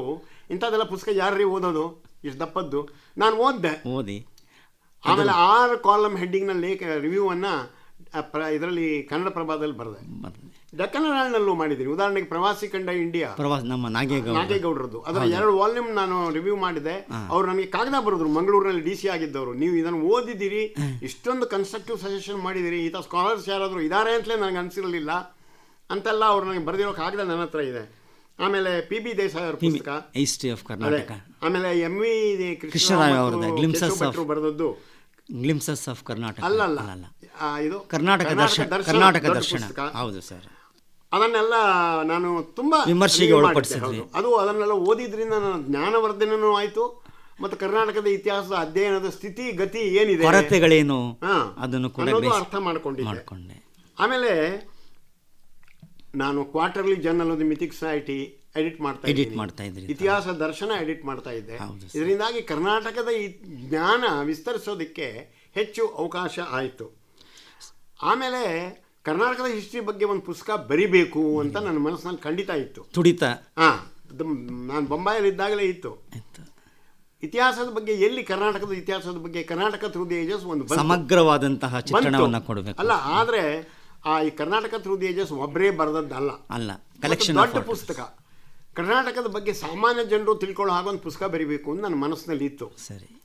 ಅದನ್ನು ನಾನು ಸುಮಾರು 71ನೇ ಇಸ್ವಿಯಿಂದ ಬರೆಯೋದಕ್ಕೆ ಶುರು ಮಾಡಿ 73ರಲ್ಲಿ ಅದು ಪಬ್ಲಿಷ್ ಆಯಿತು. ನಮಗೆ ಕರ್ನಾಟಕ ಅಂತ ನಾಮಕರಣವಾದಂತಹ ಸಂದರ್ಭದಲ್ಲಿ ಆ ಪುಸ್ತಕ ಕರ್ನಾಟಕದ ಸಂಕ್ಷಿಪ್ತ ಇತಿಹಾಸ ಅದು ಹಲವಾರು ಮುದ್ರಣಗಳನ್ನು ಕಾಣ್ತಲ್ವ ಸರ್? ಅದೇ, ಈಗ 11ನೇ ಎಡಿಷನ್ ಆಗಿದೆ ಅದು. ಹೌದು ಸರ್. ಏನಂದರೆ ಯಾಕೆ ಹೀಗೆ ಇದನ್ನು ಮಾಡಬೇಕು ಅಂತ ಯೋಚನೆ ಮಾಡ್ತಿದ್ದೆ ಅಂದರೆ, ಅಲ್ಲಿವರೆಗೆ ವಿಜಯನಗರದ ವರೆಗಿನ ಇತಿಹಾಸ ಬರೆಯಲ್ಪಟ್ಟಿತ್ತು. ಆಲೂರು ವೆಂಕಟರಾಯರ ಕರ್ನಾಟಕ ಗತವೈಭವ, ಅದು ಆ ಗತವೈಭವ ವಿಜಯನಗರಕ್ಕೆ ಮುಗಿಯುತ್ತೆ. ಆಮೇಲೆ ಮುಂದೆ ಅಂದರೆ ಅವರಿಗೆ ಒಂದು ಉದ್ದೇಶ ಇತ್ತು, ಅದರಂತೆ ಅವರು ಬರೆದ್ರು. ಆದರೆ ಅದರ ನಂತರ ಬಾಮನ್ ಶಾಹಿಗಳ ಬಗ್ಗೆ, ಆದಿಲ್ ಶಾಹಿಗಳ ಬಗ್ಗೆ, ಮೊಘಲರ ಬಗ್ಗೆ, ಮರಾಠರ ಬಗ್ಗೆ, ಆಮೇಲೆ ಈ ಕೆಳದಿ, ಇಕ್ಕೇರಿ ಮತ್ತು ಚಿತ್ರದುರ್ಗ ಇದ್ವು. ಬಟ್ ಒಂದು ಕರ್ನಾಟಕದ ಸಮಗ್ರ ಇತಿಹಾಸದ ಭಾಗವಾಗಿ ಅವುಗಳು ಬರಬೇಕಿತ್ತು. ಅದರ ಮಹತ್ವ ಏನು, ಅದರ ತೂಕ ಏನು, ಆಮೇಲೆ ಸ್ವಾತಂತ್ರ್ಯ ಸಂಗ್ರಾಮದ ಬಗ್ಗೆನೂ ಆಗ ಪುಸ್ತಕಗಳೇನು ಪ್ರಕಟವಾಗಿದ್ವೋ ಅದರ ಬಗ್ಗೆ ಸರ್ಕಾರದೇ ಒಂದು ಪ್ರಕಟಣೆ ಬಗ್ಗೆ ಸ್ವಾತಂತ್ರ್ಯ ಯೋಧರಲ್ಲೇ ತುಂಬ ಅಸಮಾಧಾನ ಇತ್ತು. ಬರೆದವ್ರು ನನ್ನ ಗುರುಗಳೇ, ಆದರೆ ತುಂಬ ಅಸಮಾಧಾನ ಇತ್ತು. ಆದ್ದರಿಂದ ಈ ಸ್ವಾತಂತ್ರ್ಯ ಸಂಗ್ರಾಮ ಇದು ನಮ್ಮ ಕಣ್ಣೆದುರಿಗಾಗಿರೋದು. ಹೌದು. ಈಗ ಇತಿಹಾಸ ನಾವು ಬರೆಯೋ ಹೊತ್ತಿಗೆ ಹಳೆ ಕಾಲ ಆದರೆ ಶಾಸನಗಳು, ಪ್ರವಾಸಿಗಳ ಕಥನಗಳು, ಆಮೇಲೆ ಸಾಹಿತ್ಯ ಕೃತಿಗಳು ಇವನ್ನೆಲ್ಲ ಉಪಯೋಗಿಸ್ತೀವಿ. ಹೌದು ಸರ್. ಆಧುನಿಕ ಕಾಲಕ್ಕೆ ಬಂದಾಗ ವಿಜಯನಗರೋತ್ತರ ಕಾಲ ಅಂದರೆ ಆರ್ಕೈವ್ಸ್ ಕಾಗದ ಪತ್ರಗಳ ಬಳಕೆ ಮಾಡಿ ಬರಿಬೇಕಾದ್ದು. ಮಹಾರಾಷ್ಟ್ರದಲ್ಲಿ ಕಾಗದ ಪತ್ರಗಳ ಚಳವಳಿ ತುಂಬ ಜೋರಾಗಿದೆ. ಜೋರಾಗಿದೆ. Archival movement is very strong. ನಮ್ಮಲ್ಲಿ ಅಷ್ಟು ಸ್ಟ್ರಾಂಗ್ ಆಗಿ ಇಲ್ಲ. ಯಾಕಂದರೆ ಅವರ ಇತಿಹಾಸ ಶಿವಾಜಿಯಿಂದ ಆರಂಭ ಆಗುತ್ತೆ. ಹೌದು ಸರ್. ನಮ್ಮ ಇತಿಹಾಸ ಅದಕ್ಕೂ ಹಿಂದೆ ಶಾಸನ ಓದ್ಲಿಕ್ಕೆ ಬರದೇ ಇರೋರು ಇತಿಹಾಸಕಾರನೇ ಅಲ್ಲ ಅನ್ನುವಂಥ ಒಂದು ಭಾವನೆ ಇತ್ತು. ಶಾಸ್ತ್ರಗಳನ್ನು ಅದು ತಪ್ಪಲ್ಲ, ಆದರೆ ಶಾಸ್ತ್ರಗಳನ್ನು ಮೀರಿ ಒಂದು ಕಾಲಖಂಡ ಇದೆ, ನಮಗೆ ತೀರಾ ಹತ್ತಿರವಾಗಿರುವ ಶತಮಾನಗಳು. ಅದೇ ಕಾಗದ ಪತ್ರಗಳ ಅಧ್ಯಯನದಿಂದ ಆಗಬೇಕು. ಮತ್ತೆ ಮೌಖಿಕ ಓರಲ್ ಟ್ರೆಡಿಷನ್ ಅಂತ ಹೇಳ್ತಾರೆ, ಅದು ಅದಕ್ಕೆ ಫ್ರೀಡಮ್ ಮೂವ್ಮೆಂಟ್ ಬಗ್ಗೆ ಈ ಸಂಕ್ಷಿಪ್ತ ಇತಿಹಾಸ ಬರೆಯೋ ಹೊತ್ತಿಗೆ ಈ ಒಳ್ಳೆಯ ಒಂದು ಅಧ್ಯಾಯ ಬರಿಬೇಕು ಅಂತ ನಾನು ಸ್ವಾತಂತ್ರ್ಯ ಸಂಗ್ರಾಮದ ಸ್ಮೃತಿಗಳು ಸಂಗ್ರಹ ಆರಂಭ ಮಾಡಿದೆ. 3 ಸಂಪುಟಗಳಲ್ಲಿ ಬಂತು. ನನ್ಗೇನು ಭಾರಿ ಬೆಂಬಲ ಏನಿರಲಿಲ್ಲ. Junior lecturer in the Bangalore university, luckily for me. ಏಕ ವ್ಯಕ್ತಿಯಾಗಿ ಅದನ್ನು ತಂದಿದ್ದೆ. ಯಾರದೇ ಬೆಂಬಲ ಇರಲಿಲ್ಲ, ಯಾರದೇ ಸಪೋರ್ಟ್ ಇರಲಿಲ್ಲ. ಬೆಂಗಳೂರು ಯೂನಿವರ್ಸಿಟಿಯಲ್ಲಿ ಪ್ರೊಫೆಸರ್ ಶಿವರುದ್ರಪ್ಪನವರು ಅದನ್ನು ಪಬ್ಲಿಷ್ ಮಾಡ್ತೀನಿ ಅಂತ ಮಾತು ಕೊಟ್ಟರು. ಏನೇನೋ ಕಾರಣಗಳಿಂದ ತಪ್ಪೋಯ್ತು. ಆದರೆ ಹೇಗೋ ಮಾಡಿ 7.5 ವರ್ಷ ಶ್ರಮಪಟ್ಟು ಆ ಸಂಕಲನ ಮಾಡಿದೆ. ಎಲ್ಲ ಜಿಲ್ಲೆಗಳಿಂದ ಮಾಹಿತಿ ಸಂಗ್ರಹ ಮಾಡಿದೆ. ಸುಮಾರು 140ಕ್ಕೂ ಹೆಚ್ಚು ತಾಲೂಕುಗಳದರಲ್ಲಿ. ಹೌದು, 175 ತಾಲೂಕಿನಲ್ಲಿ 135 ತಾಲೂಕುಗಳ ಮಾಹಿತಿ ಇದೆ. ಕೆಲವು ತಾಲೂಕುಗಳಲ್ಲಿ ಚಳವಳಿನೇ ಆಗಲಿಲ್ಲ, ಕೆಲವು ತಾಲೂಕುಗಳಲ್ಲಿ ಹೇಳುವವರು ಯಾರೂ ಇಲ್ಲ. ಹೀಗೆಲ್ಲ ಸಮಸ್ಯೆಗಳು. ಆದರೆ ನಾನೇನಂದೆ, ಈಗ ಸರ್ಕಾರಿ ಕಾಗದ ಪತ್ರಗಳಿವೆ, ಆರ್ಕೈವ್ಸಲ್ಲಿ, ಅಲ್ಲಿ ನ್ಯೂಸ್ ಪೇಪರ್ಗಳಿವೆ. ಆದರೆ ಬಹಳ ಮಹತ್ವದ್ದಂದರೆ you must get information from horse's mouth. ಹೌದು ಸರ್. ಅದರಲ್ಲಿ ಪಾಲ್ಗೊಂಡವರು ಅವರಿಂದ ವಿಷಯ ಸಂಗ್ರಹಿಸಬೇಕು ಅಂಥೇಳಿ ಅದನ್ನು ಸಂಗ್ರಹ ಮಾಡಿದೆ. ಆವಾಗ ಅದನ್ನು ಅಪಹಾಸ್ಯ ಮಾಡಿದವರಿದ್ದಾರೆ, ಅದಕ್ಕೆ ಏನು ಬೆಲೆ ಇಲ್ಲ ಅಂತ ಹೇಳಿದವರಿದ್ದಾರೆ. ಆದರೆ ನನಗೆ ಗೊತ್ತಿತ್ತು ಅದರ ಬೆಲೆ ಏನು ಅಂತ ಮಾಡಿದೆ. ಅದು ಬೆಳೀತಾ 3 ಸಂಪುಟ ಆಯಿತು. ಉದ್ಗ್ರಂಥಗಳು. ಇದು ಕರ್ನಾಟಕದ ಮೈಸೂರು ಕರ್ನಾಟಕ, ಮದ್ರಾಸ್ ಕರ್ನಾಟಕ ಮತ್ತು ಕೊಡಗು, ಈ 7 ಜಿಲ್ಲೆಗಳಲ್ಲಿ ಮಾತ್ರ ಆರಂಭದಲ್ಲಿ ಚಳವಳಿ ಇತ್ತು. ಉಳಿದ ಕಡೆ ಚಳವಳಿ ಇರಲಿಲ್ಲ. 38ರ ನಂತರ ಇಲ್ಲೆಲ್ಲ ಚಳವಳಿ ಬೆಳೀತು. ಸೊ ಮೊದಲನೇ ಸಂಪುಟ ಬ್ರಿಟಿಷ್ ಕರ್ನಾಟಕದ್ದಾಯಿತು. ಸರಿ ಸರ್. 2ನೇ ಸಂಪುಟ ಸಂಸ್ಥಾನಗಳದ್ದಾಯಿತು. ಅಲ್ಲಿ ಇಲ್ಲಿ ಉಳಿದದ್ದು 3ನೇ ಸಂಪುಟ. ಹೀಗೆ ಮಾಡಿದೆ. ಅದನ್ನು ಪ್ರಕಟ ಮಾಡೋದಕ್ಕೆ ಏನು ಪಾಡಾಯಿತು ಅಂತ ಹೇಳೋದು ಪ್ರಶ್ನೆ ಇಲ್ಲಿ ಇಲ್ಲ. ಆದರೆ 3 ಸಂಪುಟ ಬಂತು. 3 ಸಂಪುಟ ಬಂದ ನಂತರ ಬ್ಯಾಂಕ್ವೆಟ್ ಹಾಲ್ನಲ್ಲಿ ದೊಡ್ಡ ಫಂಕ್ಷನ್ ಮಾಡಿ ಅದನ್ನು ಬಿಡುಗಡೆ ಮಾಡಿದ್ರು. ದೇವರಾಜ ಅರಸು ಅವರು ಮುಖ್ಯಮಂತ್ರಿ ಇದ್ದವ್ರು ಬರ್ತೀನಿ ಇದ್ದರು, ಅವ್ರು ಬರಲಿಲ್ಲ, ಬೇರೆ ಮಂತ್ರಿಗಳನ್ನು ಕಳಿಸಿದರು. ಮತ್ತು 3 ಸಂಪುಟ ಪೂರ್ತಿ ಆದಮೇಲೆ ಕೆಂಗಲ್ ಹನುಮಂತಯ್ಯನವರು, ಜಿ ನಾರಾಯಣವರು ನನ್ನನ್ನು ಗಾಂಧಿ ಭವನದಲ್ಲಿ ಸನ್ಮಾನ ಮಾಡಿದರು. ಇಂಥ ಕೆಲಸ ಯಾರೂ ಮಾಡಿಲ್ಲ ಅಂತ. ಯಾವುದೇ ಪ್ರಾಂತದಲ್ಲಿ ಇಂಥ ಕೆಲಸ ಆಗಲಿಲ್ಲ. ಈ ರೀತಿ 3 ಸಂಪುಟಗಳಾದವು. ಅದರಿಂದ ನನ್ನ ದೃಷ್ಟಿ ಇನ್ನಷ್ಟು ವಿಶಾಲವಾಯಿತು. ರಾಷ್ಟ್ರೀಯ ಶಿಕ್ಷಣ, ಅಸ್ಪೃಶ್ಯತಾ ಚಳವಳಿ, ಆಮೇಲೆ ಖಾದಿ ಗ್ರಾಮೋದ್ಯೋಗ, ಈ ಸಾಮಾಜಿಕ ಬದಲಾವಣೆಗಳು ಮತ್ತು ಬೇರೆ ಬೇರೆ ಕಡೆ ಫ್ರೀಡಮ್ ಫೈಟರ್ಸೇ ಅನೇಕ ಕ್ಷೇತ್ರಗಳಾಗ ಕೆಲಸ ಮಾಡ್ತಾ ಇದ್ದಾರೆ. ಸಮಾಜ ಸೇವಕರಾಗಿ ಶಿಕ್ಷಣ, ಆಮೇಲೆ ಅಸ್ಪೃಶ್ಯತಾ ನಿವಾರಣೆ, ಆಮೇಲೆ ಸಾಮಾಜಿಕ ಸಮಾನತೆ, ಆಮೇಲೆ ಇವರಿಗೆ ಸಾಮಾಜಿಕವಾಗಿ ಅನಾಥರು ಇದ್ದವರಿಗೆಲ್ಲ ಅನಾಥಾಶ್ರಮಗಳು ಇಂಥವೆಲ್ಲ ನಡೆಸ್ತಿದ್ರಲ್ಲ, ಅದರ ವಿವರಗಳು ಕೂಡ ಹೆಚ್ಚಾಗಿ ನನಗೆ ತಿಳ್ಕೊಳ್ಳೋದಕ್ಕೆ ಅವಕಾಶ ಆಯಿತು. ಮಹಿಳಾ ಕಲ್ಯಾಣ, ಮಹಿಳಾ ಕಲ್ಯಾಣ, ಮಹಿಳೆಯರ ಪುರೋಗಮನಕ್ಕೆ ಸ್ವಾತಂತ್ರ್ಯ ಸಂಗ್ರಾಮ ಬಹಳ ಇಂಪಾರ್ಟೆಂಟ್, ಬಹಳ ಮಹತ್ವದ ಪಾತ್ರ ಕೊಡುಗೆಯನ್ನು ಕೊಟ್ಟಿದೆ ಸರ್. ಸ್ವಾತಂತ್ರ್ಯ ಸಂಗ್ರಾಮದ ಹಲವು ಮುಖಗಳು ಅಂತ ಒಂದು ಪುಸ್ತಕನೇ ಬಂದಿದೆ ಸರ್. ಅದರಲ್ಲಿ ನಾಟಕ ರಂಗದಲ್ಲಿ ಏನು ಸ್ವಾತಂತ್ರ್ಯ ಸಂಗ್ರಾಮದ ಪರಿಣಾಮ ಆಯಿತು, ಜಾನಪದ ಒಂದು ಪುಸ್ತಕನೇ ಸಂಗ್ರಹ ಮಾಡಿಕೊಟ್ಟಿದ್ದಾರೆ, ಸಾಹಿತ್ಯ ಅಕಾಡೆಮಿ ಪಬ್ಲಿಷ್ ಮಾಡಿದ್ದಾರೆ. ಸ್ವಾತಂತ್ರ್ಯ ಸಂಗ್ರಾಮದ ಗೀತೆಗಳು ಅಂತ, ಆಮೇಲೆ ಹರಿಕತೆ ಯಾವ ರೀತಿ, ಆಮೇಲೆ ಪತ್ರಿಕೋದ್ಯಮ ಯಾವ ರೀತಿ ಆಯಿತು ಆ ಕಾಲದಲ್ಲಿ ಅಂತೆಲ್ಲ ನಾನು ಬೇರೆ ಬೇರೆ ಮುಖಗಳ ಬಗ್ಗೆ ಅವನ್ನ ಇಟ್ಕೊಂಡು ಪ್ರತ್ಯೇಕ ಪ್ರೌಢ ಪ್ರಬಂಧಗಳನ್ನ ಸಿದ್ಧಪಡಿಸೋದಕ್ಕೆ ಮಾರ್ಗಸೂಚಿಯಾಗಿದ್ದಾವೆ ಸರ್. ಮಾಡ್ಬೋದು. ನಿಮಗೆ ಸಿಗ್ತಿರ್ಲಿಲ್ಲ ಮಾಹಿತಿ ನಾನು ಮಾಡದೇ ಇದ್ರೆ. ಹೌದು ಸರ್. ನನ್ನ 7.5 ವರ್ಷ ನಾನು 7.5 ಶನಿ ಅಂತಲೋ ಏನೋ ಅಂತೋ ಅದು ಕೆಲಸ ಮಾಡಿದೆ. ಅದು ಮುಗಿಯೋತ್ತಿಗೆ ನನಗೆ ಸ್ಲಿಪ್ ಡಿಸ್ಕ್ ಆಗಿ ತುಂಬ ತೊಂದರೆ ಆಯಿತು, ಆದರೂ ಮಾಡಿದೆ. ಈಗ ಅದು 2 ಎಡಿಷನ್ ಆಗಿ ಪ್ರತಿಗಳಿಲ್ಲ ಸರ್. ಅದು ಅದ್ಭುತವಾದಂಥ ಸಂಪುಟಗಳು ಅಂತ ಅಂದ್ಬಿಟ್ಟು ಸಂಶೋಧನಾ ರಂಗದಲ್ಲಿ ಬಹಳ ಜನಪ್ರಿಯವಾಗಿದ್ದಾವೆ ಸರ್. ಅದನ್ನು ಯಾರೇ ಆಧುನಿಕ ಕರ್ನಾಟಕದ ಸ್ವಾತಂತ್ರ್ಯ ಸಂಗ್ರಾಮಕ್ಕೆ ಸಂಬಂಧಪಟ್ಟಂಥ ಕೃತಿಗಳನ್ನು ಮಾಡಬೇಕಾದ್ರೆ ಅದನ್ನು ಅವಲಂಬಿಸ್ತಾರೆ. ಅಲ್ಲ, ಅದು ಮಾತ್ರ ಅಲ್ಲ, ಸ್ವಾತಂತ್ರ್ಯ ಸಂಗ್ರಾಮದ ಕಾಲದಲ್ಲಿ ಪಬ್ಲಿಷ್ ಆದಂತಹ ಆಗಿನ ಬುಕ್ಲೆಟ್ಸು, ಪ್ಯಾಂಫ್ಲೆಟ್ಸು, ಕರಪತ್ರಗಳು ಇವನ್ನೆಲ್ಲ ನನಗೆ ಕೊಟ್ಟು ಕಳಿಸಿದರು. ದಿವಾಕರ್ರಂತೂ ಆ ಮೊದಲನೇ ಸಂಪುಟದ ಬಿಡುಗಡೆಗೆ ಬಂದವರು ನೀವು ನನ್ನನ್ನು ಭೇಟಿ ಮಾಡಿ ಅಂತೇಳಿ ಹೇಳಿ ಒಂದಷ್ಟು ಮೆಟೀರಿಯಲ್ ಎಲ್ಲ ಕೊಟ್ಟರು. ಅದನ್ನೆಲ್ಲ ಕೆಲವು ಆರ್ಕೈವ್ಸಿಗೆ ಕೊಟ್ಟೆ. ಆಮೇಲೆ ಅವ್ರು ನನ್ನ ಬೆನ್ನು ಹತ್ತಿದ್ರು. 10-12 ವರ್ಷ ಕ್ವಿಟ್ ಇಂಡಿಯಾ ಮೂವ್ಮೆಂಟ್ ಬಗ್ಗೆ ಕರ್ನಾಟಕದಲ್ಲಿ ಒಂದು ಪುಸ್ತಕ ಬರಿ ಅಂತ. ನಾನು ಆ ಗೆಜೆಟಿಯರಿಗೆ ಸೇರಿದ್ದೆ. ಗೆಜೆಟಿಯರಿಗೆ ಪ್ರೋಗ್ರಾಮ್ಸ್ ಇದೆಯಲ್ಲ, ಹೌದು ಸರ್. ಆದರೂ 3 ವರ್ಷ ಕಷ್ಟ ಕಾದು ಆ ಪುಸ್ತಕ ಬರೆದೆ. ಅದರಲ್ಲಿ ಆರ್ಕೈವ್ಸಿನ ಮೆಟೀರಿಯಲು, ಬಾಂಬೆ ಆರ್ಕೈವ್ಸಿಂದ ಅವರು ಒಂದಷ್ಟು ಮೆಟೀರಿಯಲ್ ತರಿಸಿಟ್ಟಿದ್ರು. ಸರಿ ಸರ್. ನಮ್ಮ ರಾಜ್ಯ ಪತ್ರಾಗಾರದಲ್ಲಿರೋ ಮೆಟೀರಿಯಲ್ಲು ಇದು ಸರಿ, ಪತ್ರಿಕೆಗಳ ಕಟ್ಟಿಂಗ್ಸ್ ಇದು. ಸರಿ ಸರ್. ಅದಕ್ಕಿಂತ ಹೆಚ್ಚಿಗೆ ಹೋರಾಟಗಾರರ ಕಷ್ಟ ಸುಖಗಳನ್ನು ಹೇಳುವಂಥ ಸ್ಮೃತಿಗಳಿದ್ವು. ಅವನ್ನೆಲ್ಲ ಸಂಗ್ರಹ ಮಾಡಿ ಕ್ವಿಟ್ ಇಂಡಿಯಾ ಮೂವ್ಮೆಂಟ್ ಇನ್ ಕರ್ನಾಟಕ ಅಂತ ಪುಸ್ತಕ ಬರೆದೀನಿ. ಅದು ಭಾಳ ಅದು 2 ಭಾಷೆಗಳಲ್ಲೂ ಬಂದಿದೆ. ಹೌದು. ಆಮೇಲೆ ಅದರ ಬಿಡುಗಡೆ ದೆಹಲಿಯಲ್ಲಿ ಆಯಿತು. ಮುಖ್ಯಮಂತ್ರಿ ರಾಮಚಂದ್ರ ಕೃಷ್ಣ ಹೆಗಡೆ ಅವರನ್ನು ಬಿಡುಗಡೆ ಮಾಡಿದರು. ದಿವಾಕರ್ ಚೀಫ್ ಗೆಸ್ಟ್ ಆಗಿದ್ದರು.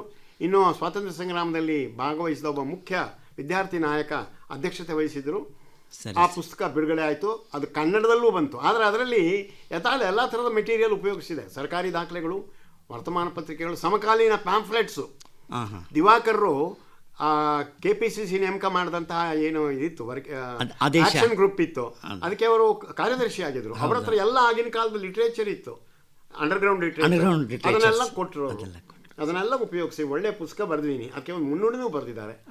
Every state must have a Suryanath to write a book of this kind ಅಂತ. ಕನ್ನಡದಲ್ಲೂ ಬಂತದ್ದು. ಸಾಹಿತ್ಯ ಕರ್ನಾಟಕದಲ್ಲಿ ಕನ್ನಡದಲ್ಲಿ ಧಾರಾವಾಹಿಯಾಗಿ ಬಂತು. ಅದು ಒಂದು ದೊಡ್ಡ ಕೆಲಸ ನನಗೆ ಮಾಡೋದಕ್ಕೆ ಇದರಿಂದಾಗಿ ಅವಕಾಶ ಸಿಕ್ತು. ಸರ್, ತಾವು ಕನ್ನಡಿಗರು ಅಂತಕ್ಕಂಥದ್ದು ಬಹಳ ಹೆಮ್ಮೆಯ ವಿಷಯ ಸರ್. ತಾವು ಅಧ್ಯಾಪಕರಾಗಿ ಪ್ರವಾಚಕರಾಗಿ ಬೆಂಗಳೂರು ವಿಶ್ವವಿದ್ಯಾನಿಲಯದಲ್ಲಿದ್ದಂತಹ ಅವಧಿಯಲ್ಲಿ ತಮಗೆದುರಾದಂತಹ ಚಾಲೆಂಜಸ್ಗಳು, ಅದಕ್ಕೆ ತಾವು ಸ್ಪಂದಿಸಿದಂತಹ ವಿಧಾನ, ಅದರಿಂದ ಕರ್ನಾಟಕದ ಇತಿಹಾಸಕ್ಕೆ ಸಂಬಂಧಪಟ್ಟ ಹಾಗೆ, ಗೆಜೆಟಿಯರ್ ಪ್ರಕಟಣೆಗೆ ಸಂಬಂಧಪಟ್ಟ ಹಾಗೆ ಏನೇನು ಪ್ರಯೋಗಗಳನ್ನು ಮಾಡಿ ಅದನ್ನು ಬಳಸ್ಕೊಂಡ್ರಿ, ಅದರ ಬಗ್ಗೆ ಒಂದು ಸ್ವಲ್ಪ. ನಾನು ವಿಶ್ವವಿದ್ಯಾಲಯದಲ್ಲಿದ್ದಾಗ I was a junior lecturer. Honours course ಇತ್ತು, ಅದಕ್ಕೆ ಪಾಠ ಮಾಡಲಿಕ್ಕಂತಲೇ ನನ್ನನ್ನು ತೊಗೊಂಡಿದ್ರು ಅಂತ ಬೇಕಾದ್ರೆ ಹೇಳ್ಬೋದು. ಆದರೆ ಆನರ್ಸ್ ಕೋರ್ಸ್ 3-4 ವರ್ಷದಲ್ಲಿ ನಿಲ್ಲಿಸ್ಬಿಟ್ರು. ಆದರೆ ಆನರ್ಸ್ಗೆ social history of India, economic history of India, history as background to English literature, ಈ ಆನರ್ಸ್ನವರಿಗೆ ಈ ಬೇರೆ ಬೇರೆ ಪಾಠಗಳು. ಇಂಗ್ಲೀಷ್ ಲಿಟ್ರೇಚರ್ನವರಿಗೆ history as background to English literature, economic history ಅವರಿಗೆ ಇಕನಾಮಿಕ್ ಆನರ್ಸ್ನವರಿಗೆ ಇಕನಾಮಿಕ್ ಹಿಸ್ಟ್ರಿ, ಸೋಷಿಯಾಲಜಿ ಅವರಿಗೆ ಸೋಷಿಯಲ್ ಹಿಸ್ಟ್ರಿ. ಆಮೇಲೆ ನಮ್ಮ ವಿದ್ಯಾರ್ಥಿಗಳಿಗೆ ವರ್ಲ್ಡ್ ಹಿಸ್ಟ್ರಿ, ಅಮೇರಿಕನ್ ಹಿಸ್ಟ್ರಿ, ಬೇರೆ ಬೇರೆ ಕಾಲದಲ್ಲಿ 22 ಬೇರೆ ಬೇರೆ ಪೇಪರ್ಸ್ ಪಾಠ ಮಾಡಿದ್ದೀನಿ. ತಮ್ಮ 14 ವರ್ಷಗಳ ಅಧ್ಯಾಪಕ ಅವಧಿಯಲ್ಲಿ 22 ಪೇಪರ್ಸ್ ಪಾಠ ಮಾಡಿದ್ದೀನಿ. ಅದೆಲ್ಲ ನೋಟ್ಸ್ ಇಟ್ಕೊಂಡಿದ್ದೀನಿ. ಅಮೇರಿಕನ್ ಹಿಸ್ಟ್ರಿ, ಏಷ್ಯನ್ ಹಿಸ್ಟ್ರಿ, ಮತ್ತು ವರ್ಲ್ಡ್ ಸಿವಿಲೈಸೇಷನ್, ಹೀಗೆ ಬೇರೆ ಬೇರೆ ವಿಷಯಗಳದ್ದು 22 ಇದರದ್ದು ನೋಟ್ಸು ಇಟ್ಕೊಂಡಿದ್ದೀನಿ. ವರ್ಷಕ್ಕೆ 2 ಹೊಸ ಪೇಪರು. ಸರಿ ಸರ್. ಅದು ಒಂದು ಚಾಲೆಂಜ್ ಅಂತ ನಾನು ತಿಳ್ಕೊಂಡು, ನೀವೆಲ್ಲ ಏನು ಹೇಳ್ತೀರಿ ವಿಶ್ವಕೋಶ ಅಂತ ಹೇಳ್ತೀರಲ್ಲ, ಆ ವಿಶ್ವಕೋಶ ಈಗ ಹರಿದೋಗಿದೆ. ಕೆಲವೆಲ್ಲ ವಾಲ್ಯೂಮ್ಸ್ ಕಳೆದೋಗಿದೆ ಅಂತ ಬೇಕಾದ್ರೆ ಹೇಳ್ಬೋದು.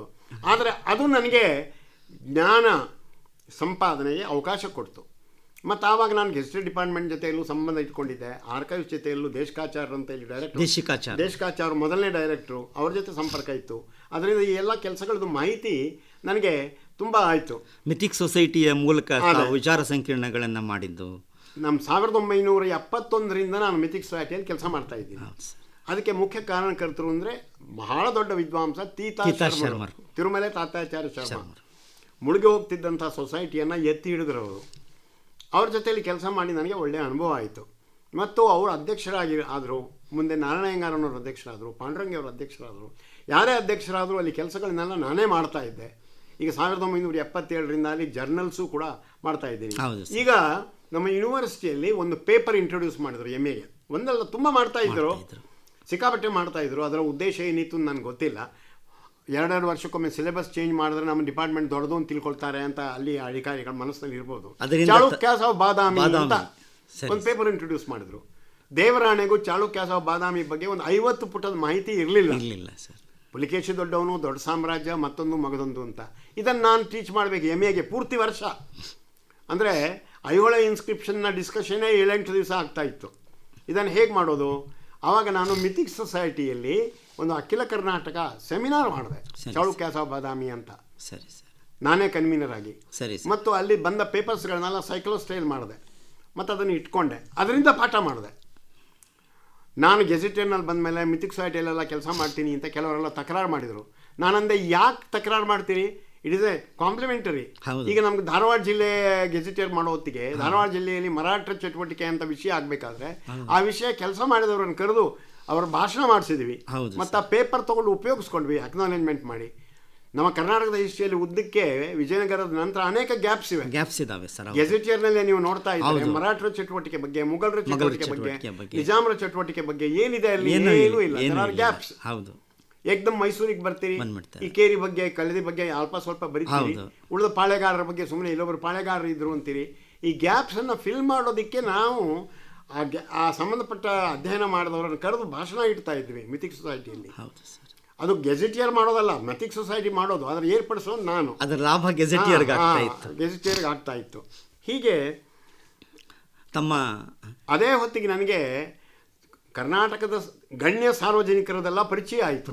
ಪ್ರತಿಯೊಂದು ಜಿಲ್ಲೆಯಲ್ಲೂ ಫ್ರೀಡಮ್ ಫೈಟರ್ಸ್ ಅಂತ ಯಾರಿದ್ದಾರೋ ಅವರೆಲ್ಲ ಸಾರ್ವಜನಿಕ ಜೀವನದಲ್ಲಿ ಮಹತ್ವದ ಪಾತ್ರ ವಹಿಸಿದವರು. ಎಜುಕೇಷನಲ್ ಇನ್ಸ್ಟಿಟ್ಯೂಷನ್ಸು, ಖಾದಿ ಗ್ರಾಮೋದ್ಯೋಗ, ಆಮೇಲೆ ಅನಾಥಾಶ್ರಮಗಳು, ಇನ್ನು ಬೇರೆ ಬೇರೆ ಕೆಲಸಗಳನ್ನೆಲ್ಲ ಮಾಡ್ತಿದ್ರು. ಅಂಥವ್ರದ್ದೆಲ್ಲ ಪರಿಚಯ ಆಗಿತ್ತು ಈ ಸ್ವಾತಂತ್ರ್ಯ ಸಂಗ್ರಾಮದ ಸ್ಮೃತಿಗಳ ಮಾಡೋತ್ತಿಗೆ. ಹೀಗಾಗಿ ನಾನು ಗೆಜೆಟಿಯರಿಗೆ ಬಂದ ಮೇಲೆ ಅವ್ರದ್ದೆಲ್ಲ ಸಂಪರ್ಕದಿಂದ ಬೇಕಾದಷ್ಟು ವಿಷಯಗಳನ್ನು ಸಂಗ್ರಹ ಮಾಡೋಕ್ಕಾಯಿತು. ಕ್ಷೇತ್ರ ಕಾರ್ಯಕ್ಕೆ ನಮ್ಮ ಕಲೀಗ್ಸ್ ಎಲ್ಲ ಹೇಳ್ತಾ ಇದ್ರು, ಸಾಹೇಬರ ಜೊತೆಯಲ್ಲಿ ಕ್ಷೇತ್ರ ಕಾರ್ಯಕ್ಕೆ ಹೋದರೆ ಊಟದ ಖರ್ಚಿಲ್ಲ, DA ಉಳಿಯುತ್ತೆ ಅಂತ. ಯಾಕಂದರೆ ಅವರೆಲ್ಲ ನಮ್ಮ ಫ್ರೀಡಮ್ ಫೈಟರ್ಸ್ ಇದ್ದರೆ, ಅವರು RSSನವರು ಇದ್ದರೆ ಅವರು ನಮ್ಮನ್ನು ಊಟಕ್ಕೆ ಕರಿತಿದ್ರು. ಬಣಕಾರ ಅವ್ರನ್ನ ನಾವು ಭೇಟಿಯಾಗಿ ಹಾಗೆ ಅವ್ರ ಮನೆಗೆ ಹೋಗಿ ಊಟ ಮಾಡಿ ಅವರನ್ನೇ ಜೊತೆಯಲ್ಲಿ ಕರೆದುಕೊಂಡು ಕ್ಷೇತ್ರ ಕಾರ್ಯದಲ್ಲೆಲ್ಲ. ಮತ್ತು ಅವರೆಲ್ಲ ಸೀನಿಯರ್ಸ್ ಆಗಿರೋದ್ರಿಂದ ಅವರಿಗೆಲ್ಲ ಮಾಹಿತಿ ಇರ್ತಿತ್ತು. ಆದ್ದರಿಂದ ಸಾರ್ವಜನಿಕರ ಸಂಪರ್ಕದಿಂದ ಬೇಕಾದಷ್ಟು ಮಾಹಿತಿ ಸಂಗ್ರಹ ಮಾಡೋದಕ್ಕೆ ಓರಲ್ ಟ್ರೆಡಿಷನ್ಸ್ ಎಲ್ಲ ನಮಗೆ ಗೆಜೆಟಿಯರ್ನಲ್ಲಿ ಸಾಧ್ಯ ಆಯಿತು. ಇನ್ನು ನಾನು ಆರ್ಕೈವ್ಸಿಗೆ ಡೈರೆಕ್ಟರ್ ಆದಾಗಲೂ ಅಷ್ಟೇ ಇವ್ರದೆಲ್ಲ ಪರಿಚಯ ಇತ್ತಲ್ಲ.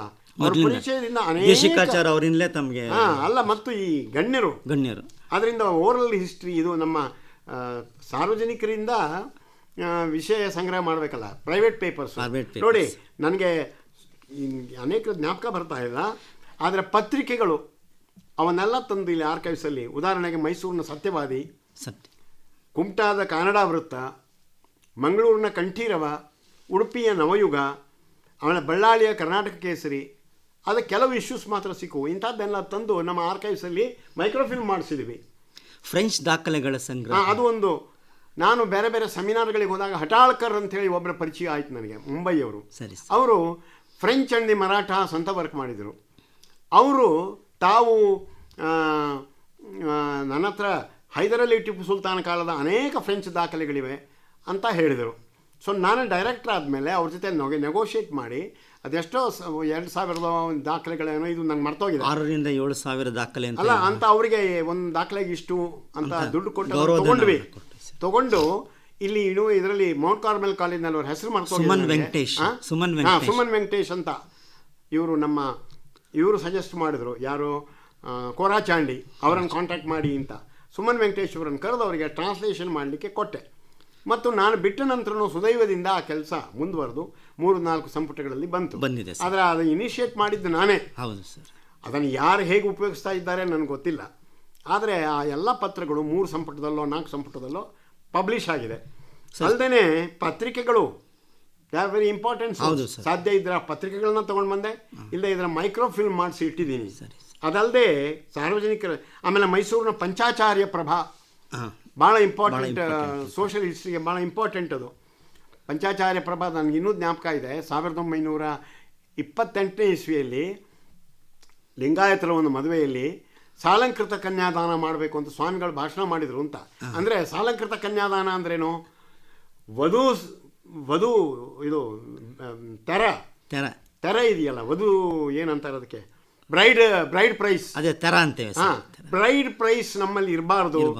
ಸಾಲಂಕೃತ ಕನ್ಯಾದಾನ ಮಾಡಬೇಕು ಅಂದರೆ ಲಿಂಗಾಯತರಲ್ಲೂ ಕೂಡ ತೆರ ಅನ್ನೋದಿತ್ತು ಅಂತ ಅನ್ನೋದ್ರಿಂದ ಸಾಮಾಜಿಕ ವಿಷಯಗಳೆಲ್ಲ ಅದರಲ್ಲಿ ಬೇಕಾದಷ್ಟು ಬಂದಿದೆ.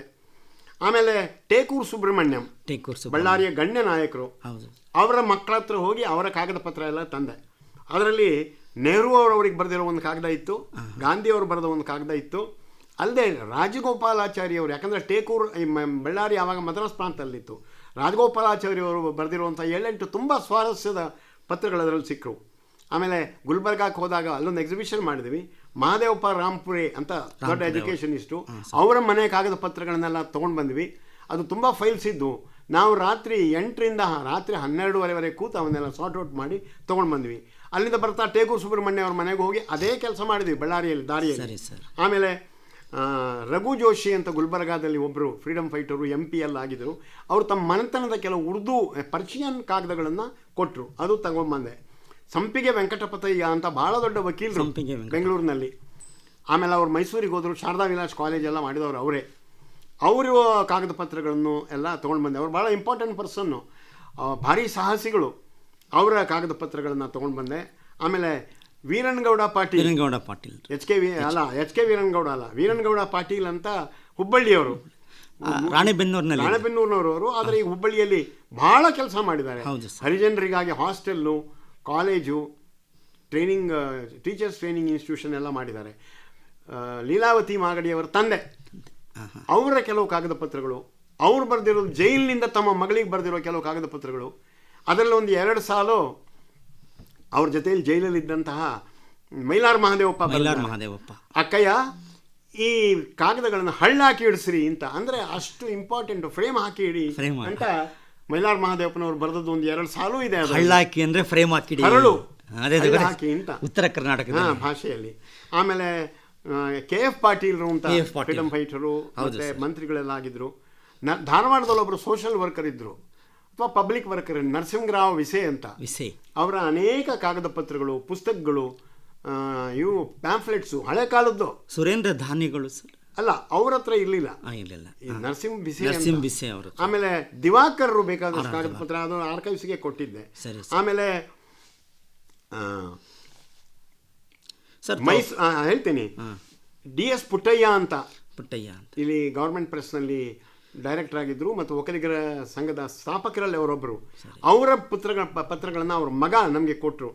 ಅದರಲ್ಲಿ ಒಂದು ವಿಶೇಷವಾದ ಏನಪ್ಪ ಅಂತಂದರೆ, ಜೈಲಿನಲ್ಲಿ ಇದ್ದಂತಹ ಕೆಂಪೇಗೌಡರ ವಂಶಸ್ಥರು ಶ್ರೀರಂಗಪಟ್ಟಣದಿಂದ, ಅವರ ಮನೆತನದವರು ಹುಲಿಯೂರು ದುರ್ಗದಲ್ಲಿದ್ದವರಿಗೆ ಬರೆದಿರೋ ಒಂದು ಓಲೆ ಇದೆ. ಓಲೆ ಅಂದರೆ ತಾಳೆಗರಿ. ಸರಿ ಸರ್. ಅದರಲ್ಲಿ ಇವನ ಮಹಾದೇವನ ಸೋಮನ ಅವಕೃಪೆಯಿಂದ ನಮಗೆ ಇಂಥ ದುರ್ಗತಿ ಒದಗಿತ್ತು ಅಂತ. ನಾವಿಲ್ಲಿ ಜೈಲಲ್ಲಿ ಇದ್ದೀವಿ ಶ್ರೀರಂಗಪಟ್ಟಣದಲ್ಲಿ, ನೀವು ಜಗಳ ಆಡದೆ ನಿಮ್ಮ ಇದನ್ನು ಮಾಡ್ಕೊಂಡು ಹೋಗಿ ಅಂತ. ಈ ಓಲೆ ಗರಿ ಅವ್ರ ಹತ್ರ ಇತ್ತು. ಯಾರ ಹತ್ರ? ಪುಟ್ಟಯ್ಯನವ್ರ ಹತ್ರ. ಆ ಓಲೆ ಗರಿ ತಂದಿದ್ದೀವಿ ನಾವು, ಆರ್ಕೈವ್ಸಲ್ಲಿ ಇದೆ ಈಗ. ಅವರು ಒಂದು ಕವರ್ನಲ್ಲಿ ಸೀಲ್ ಹಾಕಿ ಅದನ್ನು ಇಟ್ಟಿದ್ರು. ಯಾಕಂದರೆ ಈ ಕೆಂಪೇಗೌಡರ ವಂಶಸ್ಥರನ್ನು ಅರೆಸ್ಟ್ ಮಾಡಿ ಕರ್ಕೊಂಡು ಹೋಗಿದ್ದು ಮೈಸೂರು ಅರಸರು. ಇವರು ಮೈಸೂರು ಅರಸರಿಗೆ ಅಧೀನರಾಗಿ ಅಧಿಕಾರಿಗಳಾಗಿ ಇದ್ದವರು. ಅದರಿಂದ ಏನಾದರೂ ಹೆಚ್ಚು ಕಡಿಮೆ ಆದಿತ್ತು ಅಂತ ಅವ್ರಿಗೆ ಭಯ ಇತ್ತು, ಏನೋ ಅಂತ ಗೊತ್ತಾಗಲಿಲ್ಲ. ಒಂದು ಕವರ್ನಲ್ಲಿ ಆ 2 ಓಲೆಗರಿ ಹಾಕಿ ಸೀಲ್ ಮಾಡಿ ಇಟ್ಟಿದ್ದರು.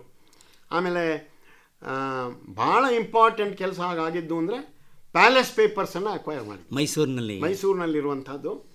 ನಾನು ಹೋಗೋದಕ್ಕಿಂತ ಮುಂಚೆನೇ ಅಕ್ವೈರ್ ಮಾಡಬೇಕು ಅಂತ ಪತ್ರ ವ್ಯವಹಾರ ನಡೆದಿತ್ತು. ಆದರೆ ಆ ಸುಲಭದಲ್ಲಿ ಅದನ್ನು ಯಾಕೆ, ನಾನು ಡೈರೆಕ್ಟರ್ ಆಗೋ ಹೊತ್ತಿಗೆ ಒಂದು ನನಗೆ ಸಲಹೆ ನೀಡಿದರು. ಏನು ಸಲಹೆ ಅಂದರೆ, ದೇಶಕಾಚಾರ್ಯರು ಅವ್ರ ಸಲಹೆ ನಾವು ತೊಗೊಳ್ತಾನೆ ಇದ್ವಿ. ಮುಂಚಿನಿಂದಲೂ ನನಗೆ ಪರಿಚಯ ಇತ್ತು. ಮತ್ತು ಆಕ್ಸಿಡೆಂಟಲಿ ಅವರ ಇಚ್ಛೆಯಂತೆ 2 ವರ್ಷ ನಾನು ಅಲ್ಲಿ ಡೈರೆಕ್ಟರ್ ಆಗಿಯೂ ಇದ್ದೆ. ಅಂದರೆ ಗೆಜೆಟಿಯರ್ನಲ್ಲಿ ಇದ್ದಾಗಲೇ ಅಡಿಷನಲ್ ಚಾರ್ಜ್ 2 ವರ್ಷ ಇದ್ದೆ. ಪ್ರೈವೇಟ್ ಪೇಪರ್ಸ್ ಇಂಪಾರ್ಟೆಂಟು, ಕಲೆಕ್ಟ್ ಮಾಡಬೇಕು ನೀವು. ಹೌದು. ಆದರೆ ಯಾರಿಗೂ ದುಡ್ಡು ಕೊಡಬೇಡಿ ಅಂತ ಹೇಳಿದರು. ದುಡ್ಡು ಕೊಟ್ಟರೆ ನೀವು ಮೋಸಕ್ಕೊಳಗಾಗ್ತೀರಿ. ಸರಿ. ಪ್ರತಿಯೊಬ್ಬರು ಏನೋ ಒಂದು ತಂದು ತಗೊಳ್ಳಿ ಅಂತ ಹೇಳ್ತಾನೆ. ಆಮೇಲೆ MLAಗಳಿಂದ, ಮಂತ್ರಿಗಳಿಂದ ಎಲ್ಲ ಪ್ರೆಷರ್ ಬರುತ್ತೆ. ನ್ಯಾಷನಲ್ ಆರ್ಕೈವ್ಸ್ನಲ್ಲಿ ಈ ರೀತಿ ಪ್ರೈವೇಟ್ ಪೇಪರ್ಸನ್ನು ಕಲೆಕ್ಟ್ ಮಾಡಿ ದುಡ್ಡು ಕೊಟ್ಟು ತುಂಬ ದುರ್ಬಳಕೆ ಆಗಿದೆ. ಅಂದಾಗೆ ಅನೇಕರೆಲ್ಲ ಕಾಗದ ಪತ್ರಗಳನ್ನು ತಂದು ಕೊಟ್ಟಿದ್ದರು. ಒಬ್ಬ ಯಾರೋ ಮೈಸೂರಿನಿಂದ ಮುಸ್ಲಿಂ ಜೆಂಟಲ್ಮನ್ ಒಂದಿಷ್ಟು ಸುಮಾರು 600-700 ಪುಟದಷ್ಟು ಕಾಗದ ಪತ್ರಗಳನ್ನು ಪರ್ಷಿಯನ್ ಭಾಷೆಯಲ್ಲಿ ಬರೆದು ತಂದಿದ್ದ. ಇದು ನನಗೆ ಕೊಡಿ, 12,000 ರೂಪಾಯಿ ಕೊಡಬೇಕು ಅಂತ, ನೀವು ತಗೊಳ್ಳಿ ಅಂತ. ನಾನು ಅದನ್ನು ಹಾಗೇ ಇಟ್ಟಿದ್ದೆ.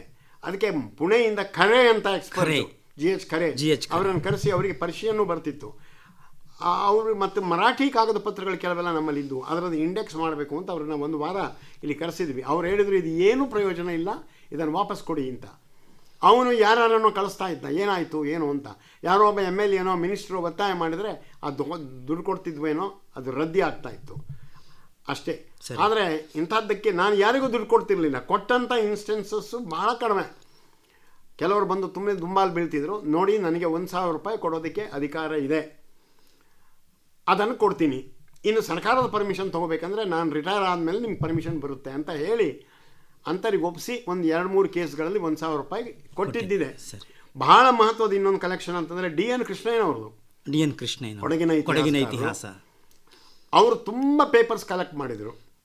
ಅದನ್ನು ಹೋಗಿ ನಾನು ಕೇಳಿದ ಕೂಡಲೇ ಕೊಟ್ಟರು ಅವರು. ಆದರೆ ಅದನ್ನು ಕೊಟ್ಟದ್ದು ಅವ್ರ ಮನೆಯವರು.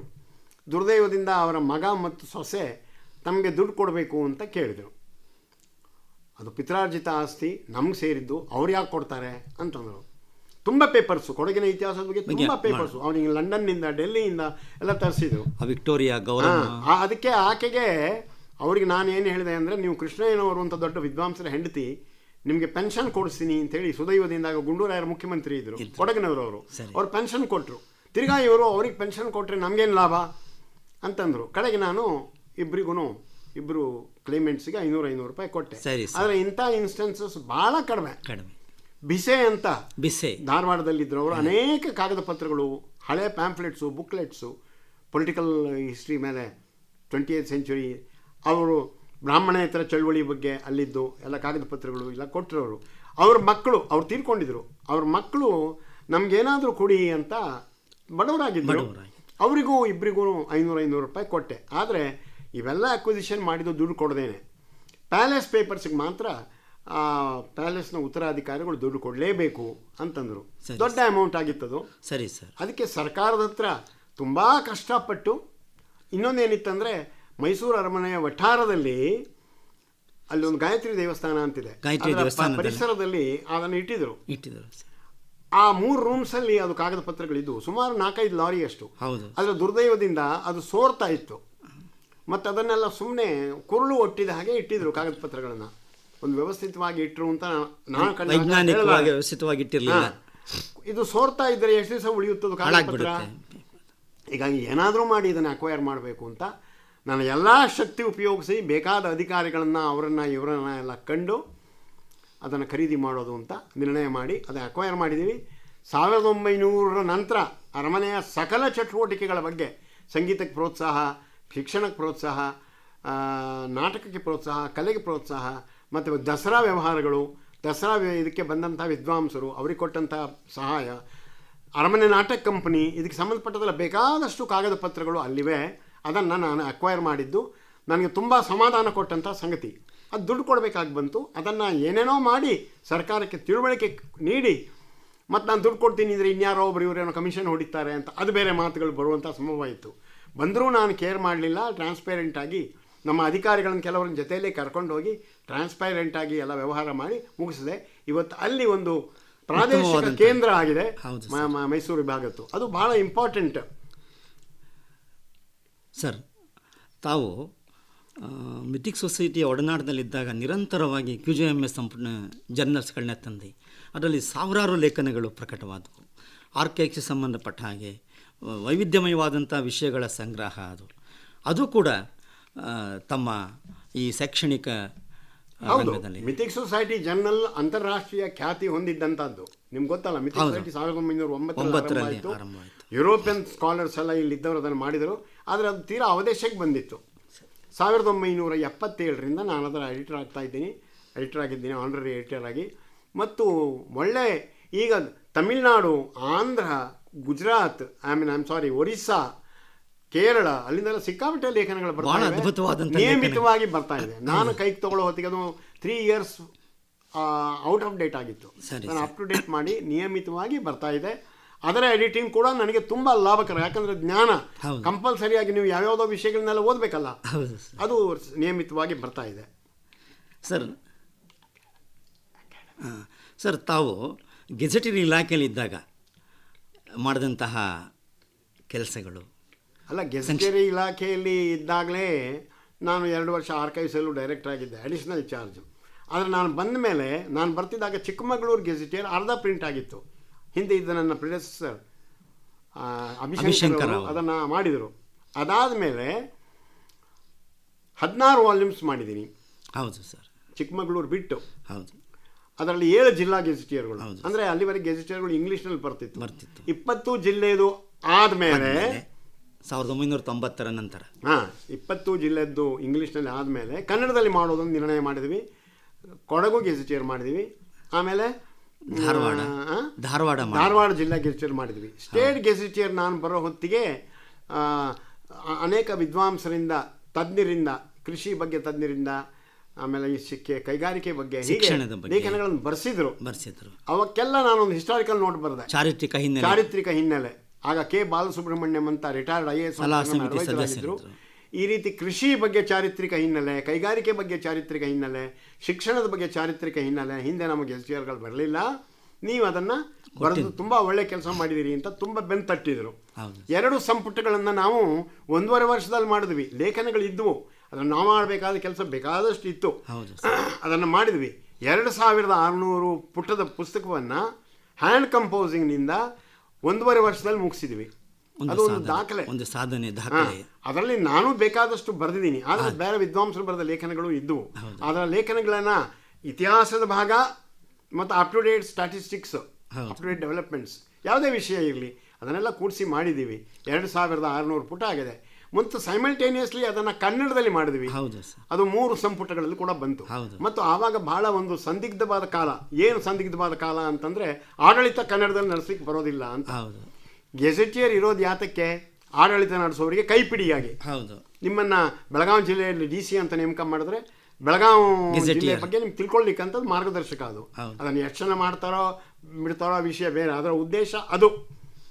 ಅಲ್ಲಿ SP ಅಂತ ಹೋಗಲಿ, DC ಅವನು ಇವನಾಗಲಿ ಹೋಗಲಿ, ಏನೋ ಅವರಿಗೆ ಮಾರ್ಗದರ್ಶಕವಾಗಿ ಇರುವಂಥದ್ದು. ಆದ್ದರಿಂದ ಅಪ್ ಟು ಡೇಟ್ ಡೆವಲಪ್ಮೆಂಟ್ಸು ಹೇಳಬೇಕು, ಇತಿಹಾಸ ಕಾಲದಲ್ಲಿ ಏನಾಯಿತು ಅಂತದನ್ನೆಲ್ಲ ಹೇಳಬೇಕು. ಈ 7 ಜಿಲ್ಲಾ ಗೆಜೆಟಿಯರ್ಗಳನ್ನು ಮಾಡಿದ್ವಿ. ಆಮೇಲೆ ಸ್ಟೇಟ್ ಗೆಜೆಟಿಯರ್ ಕನ್ನಡದಲ್ಲಿ ದಶವಾರ್ಷಿಕ ಪುರವಣಿ ಕನ್ನಡದಲ್ಲಿ 3 ವರ್ಷ ಮಾಡಿದ್ವಿ. ಆಮೇಲೆ 10 ವರ್ಷ ಆದಮೇಲೆ ಡೆಸಿನಿಯಲ್ ಸಪ್ಲಿಮೆಂಟ್ ಅಂತ ಮಾಡಿದ್ವಿ. ಆಮೇಲೆ ಗೆಜೆಟಿಯರ್ ತುಂಬ ದೊಡ್ಡದಾಯಿತು, ಕರ್ನಾಟಕದ ಬಗ್ಗೆ ತಿಳ್ಕೊಳ್ಬೇಕಾದ್ರೆ ಅಂತ ಹೇಳಿದ್ರೆ ಅಂತ ಹ್ಯಾಂಡ್ ಬುಕ್ ಆಫ್ ಕರ್ನಾಟಕ ಅಂತ ಮಾಡಿದ್ವಿ. ಅದು ಕನ್ನಡದಲ್ಲೂ ಬಂತು. ನಾನು 14 ವರ್ಷ ಇದ್ದಾಗ 16 ಸಂಪುಟಗಳನ್ನು ಹೀಗೆ ಮಾಡಿದ್ದೀನಿ. 16 ಸಂಪುಟಗಳು. ಸಂಪುಟ ಅಂದರೆ ವಾಲ್ಯೂಮ್ಸ್ ನಾನು ಹೇಳ್ತಿರೋದು. ಅದರಲ್ಲಿ ಕನ್ನಡವೂ ಇದೆ, ಇಂಗ್ಲೀಷೂ ಇದೆ. ಮತ್ತು ಪ್ರತಿ ಸಂಪುಟದ್ದು ಪ್ರೂಫ್ ರೀಡಿಂಗ್ ನಾನೇ ಮಾಡಿದ್ದೀನಿ ಅನ್ನೋದನ್ನು ಗಮನಿಸಿ.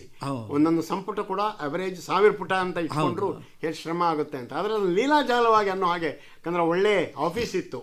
ಅಭಿಶಂಕರ್ ಅವರಿದ್ದಾಗ ಒಳ್ಳೆ ಆಫೀಸ್ ಇತ್ತು, ಟೈಪಿಸ್ಟ್ಗಳಿದ್ದರು, ಕಾರ್ಯಕರ್ತರಿದ್ದರು. ಆದ್ದರಿಂದ ಸ್ಟಾಫ್ ಚೆನ್ನಾಗಿತ್ತು, ಲೈಬ್ರರಿನೂ ಇತ್ತು. ಅದನ್ನು ಲೀಲಾಜಾಲವಾಗಿ ಅನ್ನೋ ಹಾಗೆ ನಾನು 14 ವರ್ಷ 16 ಸಂಪುಟಗಳನ್ನು ಮಾಡಿದೆ. ಸರ್, ತಾವು ಪ್ರೇಕ್ಷಣೀಯ ಸ್ಥಳಗಳ ಸಲುವಾಗಿ ಕ್ಷೇತ್ರ ಕಾರ್ಯ ಮಾಡ್ತಿದ್ದೆ. ಅದು ರಾಜ್ಯದ ಗ್ರಾಮೀಣ ಭಾಗದಲ್ಲಿರತಕ್ಕಂತಹ ದೇವಾಲಯಗಳ ಶಿಥಿಲಾವಸ್ಥೆ, ಅವುಗಳೆಲ್ಲ ಬಹುಶಃ ತಾವು ಮುಂದೆ ಏನು ಕರ್ನಾಟಕ ಇತಿಹಾಸ ಅಕಾಡೆಮಿ ಸ್ಥಾಪನೆ ಮಾಡೋದಕ್ಕೆ ಒಂದು ನೆಲೆಯನ್ನು, ಬೆಳಗಾವಿ ಜಿಲ್ಲೆಯಲ್ಲಿ, ಧಾರವಾಡ ಜಿಲ್ಲೆಯಲ್ಲಿ ಇರೋ ಮಾನ್ಯುಮೆಂಟ್ಸ್ಗಳದೊಂದು ವಿಶೇಷ. ಬೆಳಗಾವಿ ಜಿಲ್ಲೆಯಲ್ಲಿ ಏನು ಮಾನ್ಯುಮೆಂಟ್ಸ್ ಅನ್ನೋ ಲೆಕ್ಕಾಚಾರವೇ ಯಾರೂ ಕೊಟ್ಟಿರಲಿಲ್ಲ. ಧಾರವಾಡದಲ್ಲಿ ನಾನು ಓದ್ತಾ ಇದ್ರು, ಅಲ್ಲಿ ಒಂದು 10-15 ಕೇಂದ್ರಗಳ ಬಗ್ಗೆ ಮಾಹಿತಿ ಇತ್ತು. ಬ್ರಿಟಿಷ್ ಗೆಜೆಟಿಯರ್ಸ್ಗಳಲ್ಲಿ ಬಹಳ ಸಂಕ್ಷಿಪ್ತವಾದಂಥ ಅಲ್ಲ, ಇಲ್ಲವೇ ಇಲ್ಲ. ಆ ಕಾಲದ ಗೆಜೆಟಿಯರ್ಗಳಲ್ಲಿ ವಿಷಯಗಳೇ ಇಲ್ಲ. ಅವನ್ನೆಲ್ಲ ಕ್ಷೇತ್ರ ಕಾರ್ಯ. ಬೆಳಗಾವಿ ಜಿಲ್ಲೆಯಲ್ಲಿ 73 ದಿವಸ ಓಡಾಡಿದ್ದೀನಿ. ಉತ್ತರ ಕನ್ನಡ ಜಿಲ್ಲೆಯಲ್ಲಿ 76 ದಿವಸ ಓಡಾಡಿದ್ದೀನಿ. ಒಮ್ಮೆ ಮನೆ ಬಿಟ್ಟು ಅಂದರೆ 12 ದಿವಸ 13 ದಿವಸ ಮನೆಯನ್ನು ಮರೆತು ಕೆಲಸಗಳನ್ನು ಮಾಡ್ತಾ ಇದ್ದೀವಿ. ಮತ್ತು ಹಳ್ಳಿಯಲ್ಲಿ ಎಷ್ಟೋ ಕಡೆ ನಡಿಲಿಕ್ಕೆ ಆಗ್ತಾ ಇರಲಿಲ್ಲ, ನಡೆದು ಸಾಕಾಗ್ತಿತ್ತು. ಗುಡ್ಡದ ಮೇಲೆ ಒಂದು ದೇವಸ್ಥಾನವೋ ಕೋಟೆಯೋ ಇದೆ, ಅದನ್ನು ನೋಡಬೇಕು, ನಡಿಬೇಕು. ಕಡೆಗೆ ಇದು ಕಷ್ಟ ಆಗುತ್ತೆ ಅಂತ ಹೇಳಿ ನಮ್ಮಲ್ಲಿರುವಂಥ ಅಂಬಾಸಿಡರ್ ಕಾರು ಇದು ಮಾಡಿ ಒಂದು ಜಿಪ್ಸಿ ಅಂತ ತಗೊಂಡ್ವಿ. ಅದರಿಂದ ಸ್ವಲ್ಪ ನಡೆಯೋದು ಕಡಿಮೆ ಆಗ್ತಾ ಇತ್ತು. ಚಿಕ್ಕ ಮಗ ಎಲ್ಲಾದ್ರೂ ನಾವು ಪೇಟೆಯಲ್ಲಿ ಓಡಾಡ್ಲಿಕ್ಕೆ ಹೋದರೆ ಈ ಜಿಪ್ಸಿಯಲ್ಲಿ ಕೂತ, ಅಪ್ಪ ಇದು ಎದ್ದೆದ್ದು ಕೆಳಗುತ್ತದೆ, ಇದೇನು ಚೆನ್ನಾಗಿಲ್ಲ ಅಂದ. ನಿನಗಾಗಿ ತಗೊಂಡದ್ದಲ್ಲ ಅದು, ಆ ಕೆಲಸಕ್ಕೆ ಸರ್ವೆಗೆ ಅಂತ. ಹೌದು ಸರ್. ಮುಂದೆ ನಾನು ಜಿಪ್ಸಿ ತಗೊಂಡದಕ್ಕೆ ಸಮಾಧಾನ ಇಲ್ಲದೆ ಮುಂದೆ ಬಂದವರು ಯಾರೋ ಒಂದು ಅಂಬಾಸಿಡರ್ ಕಾರ್ ತಗೊಂಡ್ರು, ಆ ವಿಷಯ ಬೇರೆ. ಹೌದು ಸರ್. ಆದರೆ ನಾವು ಕಾರ್ಯ ಸಾಧನೆಯ ಬಗ್ಗೆ ನಮ್ಮ ಗಮನ ಇತ್ತು. ಮತ್ತು ಆ ಹಾಳು ಬಿದ್ದ ಮಾನ್ಯುಮೆಂಟ್ಸು ಎಲ್ಲ ಕಂಡಾಗ ಇತಿಹಾಸದ ಅರಿವಿದ್ದ ನಾನು ಇವನ್ ರಕ್ಷಣೆಗೂ ಏನಾದರೂ ಮಾಡಬೇಕು ಅಂತ ಕರ್ನಾಟಕ ಇತಿಹಾಸ ಅಕಾಡೆಮಿ ಅನ್ನೋ ಸಂಸ್ಥೆಯನ್ನು ಆರಂಭ ಮಾಡಿದ್ವಿ. ಈಗ ಅದಕ್ಕೆ 25 ವರ್ಷ ಆಗ್ತಾ ಇದೆ. ಇತಿಹಾಸ ಅಕಾಡೆಮಿ ಒಂದು ಮಹತ್ವದ ಕೆಲಸ ಅಂದರೆ ಸ್ಮಾರಕಗಳ ರಕ್ಷಣೆಗೆ ಒಂದು ಚಳವಳಿ ಮಾಡ್ತಾ ಇರೋದು. 25 ವರ್ಷ ಪ್ರತಿಗಳು, ತಾಳೆಗರಿ, ಎಲ್ಲವೂ. ಆಮೇಲೆ ದೇವಾಲಯಗಳು, ಕೋಟೆಗಳು ಹಾಳ್ತಾ ಇದ್ರೆ ಸಂಬಂಧಪಟ್ಟವರಿಗೆ ಹೇಳೋದು, ಜನರಲ್ಲಿ ಜಾಗೃತಿ ಮೂಡಿಸೋದು ಈ ಕೆಲಸ ಮಾಡ್ತಾ ಇದ್ವಿ. 25 ಸಮ್ಮೇಳನಗಳಾಗಿವೆ. ಇವರಿಗೆ ಸುಮಾರು 1500ಕ್ಕೂ ಹೆಚ್ಚು ಹೊಸ ಪ್ರಬಂಧಗಳಾಗಿವೆ ಮತ್ತು ಬೇಕಾದಷ್ಟು ಸಂಶೋಧಕರ ತಂಡ ತಯಾರಾಗಿದೆ. ಅವರು ಎಪಿಗ್ರಫಿಸ್ಟ್ ಇರ್ಬೋದು ಅಥವಾ ವಿಶೇಷವಾಗಿ ಓದೋರು ಇರ್ಬೋದು ಅಂದರೆ ಮೋಡಿ ಲಿಪಿ ಅಷ್ಟಪ್ರತಿ ಓದುವುದು ಮೋಡಿ ಲಿಪಿ ಇವೆಲ್ಲ ಮಾಡುವಂಥ ಒಂದು ತಂಡವೇ ತಯಾರಾಗಿದೆ. ಇತಿಹಾಸದ ಬಗ್ಗೆ ಕೆಲಸ ಮಾಡುವಂಥ ಒಂದು 150-200 ಜನರು ಸೊಂಟ ಕಟ್ಟಿ ನಿಂತಹ ಒಂದು ವಾತಾವರಣ ಸೃಷ್ಟಿಯಾಗಿದೆ. ಮತ್ತು ಮಿಥಿಕ್ ಸೊಸೈಟಿಯಲ್ಲಿ ಸೆಮಿನಾರ್ಗಳನ್ನೆಲ್ಲ ಮಾಡಿ ಈ ವಿಷಯದಲ್ಲಿ ಪರಿಣತರಾದವರನ್ನೆಲ್ಲ ಕರೆದು ಅವರಿಗೂ ಪ್ರೋತ್ಸಾಹ ಕೊಡ್ತಾ ಇದ್ದೀವಿ. ಸರ್, ಇತಿಹಾಸಕಾರರಾಗಿ ತಾವು ಬರೀ ಬರವಣಿಗೆಗಷ್ಟೇ ಸೀಮಿತವಾಗದೆ ಇತಿಹಾಸವನ್ನು ಪ್ರತಿಧ್ವನಿಸ್ತಕ್ಕಂತಹ ಸ್ಮಾರಕಗಳ ಸಂರಕ್ಷಣೆಗೆ ಗಮನ ಕೊಟ್ಟದು ಒಂದು ಮಹತ್ವದ ಬೆಳವಣಿಗೆ. ಅದರ ಫಲಿತಾಂಶವಾಗಿ ಅಕಾಡೆಮಿಯನ್ನು ತಾವು ಸ್ಥಾಪಿಸಿದ್ರಿ. ಅದು 25 ವರ್ಷವನ್ನು ನಾನೇ ಸ್ಥಾಪಿಸಿದ ತಾವು ಅಂದರೆ ಒಂದು ಬಳಗ ಒಂದು ಬಳಗ ಸೃಷ್ಟಿ ಮಾಡಿ it may be my brain child. ಆದರೆ ಅದನ್ನು ಕೆಲಸ ಮಾಡಿದವರು ತುಂಬಾ ಜನ ಇದ್ದಾರೆ. ಲಕ್ಷ್ಮಣ್ ತೆಲಗಾವಿ, GS ದೀಕ್ಷಿತರು ಮೊದಲನೇ ಅಧ್ಯಕ್ಷರು, ಹೀಗೆ ಬೇಕಾದ MG ನಾಗರಾಜ್, ಬೇಕಾದಷ್ಟು ಜನ ಅದಕ್ಕಾಗಿ ದುಡಿದವರು ಇವತ್ತು ದುಡಿತಾ ಇದ್ದಾರೆ. HS ಗೋಪಾಲರಾವ್. ಅಕಾಡೆಮಿಯ ಪ್ರಮುಖ ಕಾರ್ಯಕ್ರಮಗಳಲ್ಲಿ ಐತಿಹಾಸಿಕ ಪರಂಪರೆ ಉಳಿಸಿ ಕಾರ್ಯಕ್ರಮ. ಹೌದು, ಕರ್ನಾಟಕದಲ್ಲಿ ಎಲ್ಲ ಕಡೆ ಆಗುತ್ತೆ. ಅದು ಇಡೀ ನಾಡಿನಲ್ಲೇ ಜನಜಾಗೃತಿಯನ್ನು ಮೂಡಿಸ್ತಕ್ಕಂತಹ ಕಾರ್ಯಕ್ರಮ. ಅದರಿಂದಾಗಿ ಅಕಾಡೆಮಿ ತನ್ನನ್ನು ಪ್ರತಿ ಗ್ರಾಮಕ್ಕೂ ತೆಗೆದುಕೊಂಡು ಹೋಗೋದಕ್ಕೆ ಸಾಧ್ಯವಾಗಿದೆ. ಇದಕ್ಕೆ ಈ ಒಂದು ವಿಚಾರ ತಮಗೆ ಬರೋದಕ್ಕೆ, ಅದನ್ನು ಲಾಂಚ್ ಮಾಡೋದಕ್ಕೆ, ಮತ್ತು ಜನಸಂಘಟನೆಗೆ ಒಬ್ಬ ಕಲ್ಲನಗೌಡ ಪಾಟೀಲ್ ಅಂತ ಒಬ್ಬ ರೈತರು ಬರ್ತಾರೆ, ಅಲ್ಲಿಗೆ ಒಬ್ಬ ಎಂಜಿನಿಯರ್ ಬರ್ತಾರೆ, ಒಬ್ಬ ಡಾಕ್ಟ್ರು ಬರ್ತಾರೆ. ಅವರೆಲ್ಲರನ್ನೂ ಕೂಡ ತಾವು ಕರ್ಕೊಂಡು ಬಂದದ್ದು ಆ ಸಂಘಟನಾ ಚಾತುರ್ಯವನ್ನು ತೋರಿಸುತ್ತೆ. ಅದು ಚಾತುರ್ಯ ಅಂತೆಲ್ಲ ನಾನೇನು ಹೇಳೋದಿಲ್ಲ, ದೇವರ ದಯೆ. ಆದರೆ ಅದಕ್ಕಿಂತ ಹೆಚ್ಚು ಮನಸ್ಸಿನಲ್ಲಿರುವಂಥ ಕಳಕಳಿ. ಆದರೆ ಇಲ್ಲಿ ಏನಂತಂದರೆ ಅಕಾಡೆಮಿ ಸ್ಥಾಪನೆ ಮಾಡಿದ್ದು ಕರ್ನಾಟಕದ ಇತಿಹಾಸದ ಬಗ್ಗೆ ಜನರಲ್ಲಿ ಜಾಗೃತಿ ಮೂಡಿಸಬೇಕು, ಹೌದು, ಅದನ್ನು ಜನಪ್ರಿಯಗೊಳಿಸಬೇಕು. ಎರಡನೇದು ಸಂಶೋಧನೆಗೆ ಪ್ರೋತ್ಸಾಹ ಕೊಡಬೇಕು. ಅದಕ್ಕಾಗಿ ನಾವು ಆನ್ಯುವಲ್ ಕಾನ್ಫರೆನ್ಸು, ಸೆಮಿನಾರ್ಸ್ ಎಲ್ಲ ಮಾಡ್ತೀವಿ. ಎಷ್ಟೊಂದು ಜನ ಬರ್ತಾರೆ. ನಿಮ್ಗೆ ಇತಿಹಾಸ ದರ್ಶನ ಅಂತ ಜರ್ನಲ್ನಲ್ಲಿ ಅದನ್ನು ಪಬ್ಲಿಷ್ ಮಾಡ್ತೀವಿ. ಮೂರನೇದು ಈ ಸ್ಮಾರಕಗಳ ರಕ್ಷಣೆಯ ಬಗ್ಗೆ ಜನರಲ್ಲಿ ಜಾಗೃತಿ ಮೂಡಿಸಬೇಕು. ಇದು ಬೇಕಾದಷ್ಟು ಆಗಿದೆ, ಆದರೆ ಸಾಕಷ್ಟು ಆಗಿದೆ ಅಂತಲ್ಲ, ಆದರೆ ಬೇಕಾದಷ್ಟು ಆಗಿದೆ. ಇವತ್ತು ಪ್ರಜಾವಾಣಿ ಪತ್ರಿಕೆಯಲ್ಲಿ ಪ್ರತಿ ಶನಿವಾರ ಕರ್ನಾಟಕ ದರ್ಶನ ಅಂತ ಒಂದು ಲೇಖನ ಬರುತ್ತೆ, ವಿಶೇಷ ಕಾಲಂ. 5-6 ಜನ ಬರೀತಾರೆ. ನಮ್ಮ ಊರಲ್ಲಿ ಈ ಥರ ದೇವಾಲಯ ಹಾಳು ಬಿದ್ದಿದೆ, ಕೋಟೆ ಇದೆ ಅಂತೆಲ್ಲ ಬರೀತಾರೆ. ಇದು ಜನರಲ್ಲಿ ಜಾಗೃತಿ, ಆ ಅರಿವು, ಮತ್ತು ಇದಕ್ಕೆ ಏನು ಕೆಲಸ ಮಾಡಬೇಕು ಅನ್ನೋ ಭಾವನೆ ಜನರೇ ತಿಳ್ಕೊಂಡು ಮಾಡಬೇಕು. ಸರ್, ಇತಿಹಾಸಕ್ಕೆ ಸಂಬಂಧಿಸಿದಂತೆ ತಮ್ಮ ಮಹತ್ತರವಾದಂಥ ಯೋಜನೆಗಳು ಏನಿದ್ದಾವೆ? ಏನಿಲ್ಲ, ಭಾಳಷ್ಟು ಕೆಲಸಗಳು ಆಗಿವೆ. ಆರೋಗ್ಯ ಚೆನ್ನಾಗಿಲ್ಲ ನನಗೆ, ಆದರೆ 19-20ನೇ ಶತಮಾನದ ಕರ್ನಾಟಕದ ಬಗ್ಗೆ ಸಾಮಾಜಿಕ ಆರ್ಥಿಕ ಒಂದು ಪುಸ್ತಕ ಬರಿಬೇಕು ಅಂತ ಬೇಕಾದಷ್ಟು ಮೆಟೀರಿಯಲ್ ಸಂಗ್ರಹ ಮಾಡಿ ಇಟ್ಟಿದ್ದೀನಿ. ಆದರೆ ನನ್ನ ಆರೋಗ್ಯ ಚೆನ್ನಾಗಿಲ್ಲದೆ ಇರೋದರಿಂದ ಅದರ ಬಗ್ಗೆ ಏನು ನನಗೆ ಖಂಡಿತವಾಗಿ ಹೇಳಲಿಕ್ಕಾಗಲ್ಲ. ಆದರೆ ಈ ಆಯುಷ್ಯದಲ್ಲಿ ಮಾಡಬೇಕು ಅಂತಿದ್ದಂತಹ ಮುಖ್ಯ ಕೆಲಸಗಳನ್ನೆಲ್ಲ ಮಾಡಿದ್ದೀನಿ. ಬರಬೇಕಾದ ಗೌರವಗಳು, ಸನ್ಮಾನಗಳು ಎಲ್ಲ ಬಂದಿವೆ. ಆದ್ದರಿಂದ ನನಗೆ ತೃಪ್ತಿ ಇದೆ ಮಾಡಿದ ಕೆಲಸದ ಬಗ್ಗೆ. ಗೆಜೆಟಿಯರ್ ವಾಲ್ಯೂಮ್ಸ್ ಅಂತೂ ನನ್ನ ಹೆಸರನ್ನು ಚಿರಸ್ಥಾಯಿಗೊಳಿಸಿದೆ ಅಂತ ಏನೋ ಹೇಳಿದ್ರು, ಮಾಡಿದ್ದೀನಿ. ಅಂತ ಗೆಜೆಟಿಯರ್ ಹಿಂದೆ ಸೃಷ್ಟಿ ಆಗಿರಲಿಲ್ಲ. ಅಂದರೆ ಹಿಂದೆ ಮಾಡಿದವರ ಹೆಗಲ ಮೇಲೆ ಮಾಡಿದ್ದೀನಿ. ಆದ್ದರಿಂದ ಯೋಜನೆಗಳು ಬೇಕಾದಷ್ಟು ಇರ್ಬೋದು. ಇಲ್ಲಿವರೆಗೆ ದುಡಿದ್ರಿಂದ ಆಗಿರುವಂತಹ ಇಂಗ್ಲೀಷ್ನಲ್ಲಿ, ಕನ್ನಡದಲ್ಲಿ 80 ಪುಸ್ತಕಗಳನ್ನು ಬರೆದಿದ್ದೀನಿ. ಹೌದು ಸರ್, ದೊಡ್ಡ ಪಟ್ಟಿಯೇ ನಮ್ಮ ಮುಂದೆ ಇದೆ. ಆದ್ದರಿಂದ ದೇವರು ಶಕ್ತಿ ಕೊಟ್ಟರೆ, ಅದರಲ್ಲೂ ಒಕ್ಕಲಿಗರ ಇತಿಹಾಸಕ್ಕೆ ಸಂಬಂಧಪಟ್ಟ ಹಾಗೆ ತಾವು ಬರೆದಿರ್ತಕ್ಕಂಥ ಕೃತಿ ಬಹಳ ಮಹತ್ವದ ಕೃತಿ, ಉಲ್ಲೇಖಾರ್ಹ ಕೃತಿ. ಈ ಇತ್ತೀಚಿನ ವರ್ಷಗಳಲ್ಲಿ ಸಹಾಯ ಮಾಡಿದ್ರು. ಸಹಾಯ ಅಂದರೆ ದುಡ್ಡಿನ ಸಹಾಯ ಅಂತಲ್ಲ, ಅನುಕೂಲತೆ ಮಾಡಿಕೊಟ್ರು. ಯಾವುದೋ ಈ ನೈತಿಕ ಬೆಂಬಲ ಅಲ್ಲ, ನೈತಿಕ ಬೆಂಬಲ ನಾನು ಹೇಳೋಲ್ಲ, ದುಡ್ಡು ಗಿಡ್ಡೇನೇನು ನಾನು ತಗೊಳ್ಳಿಲ್ಲ.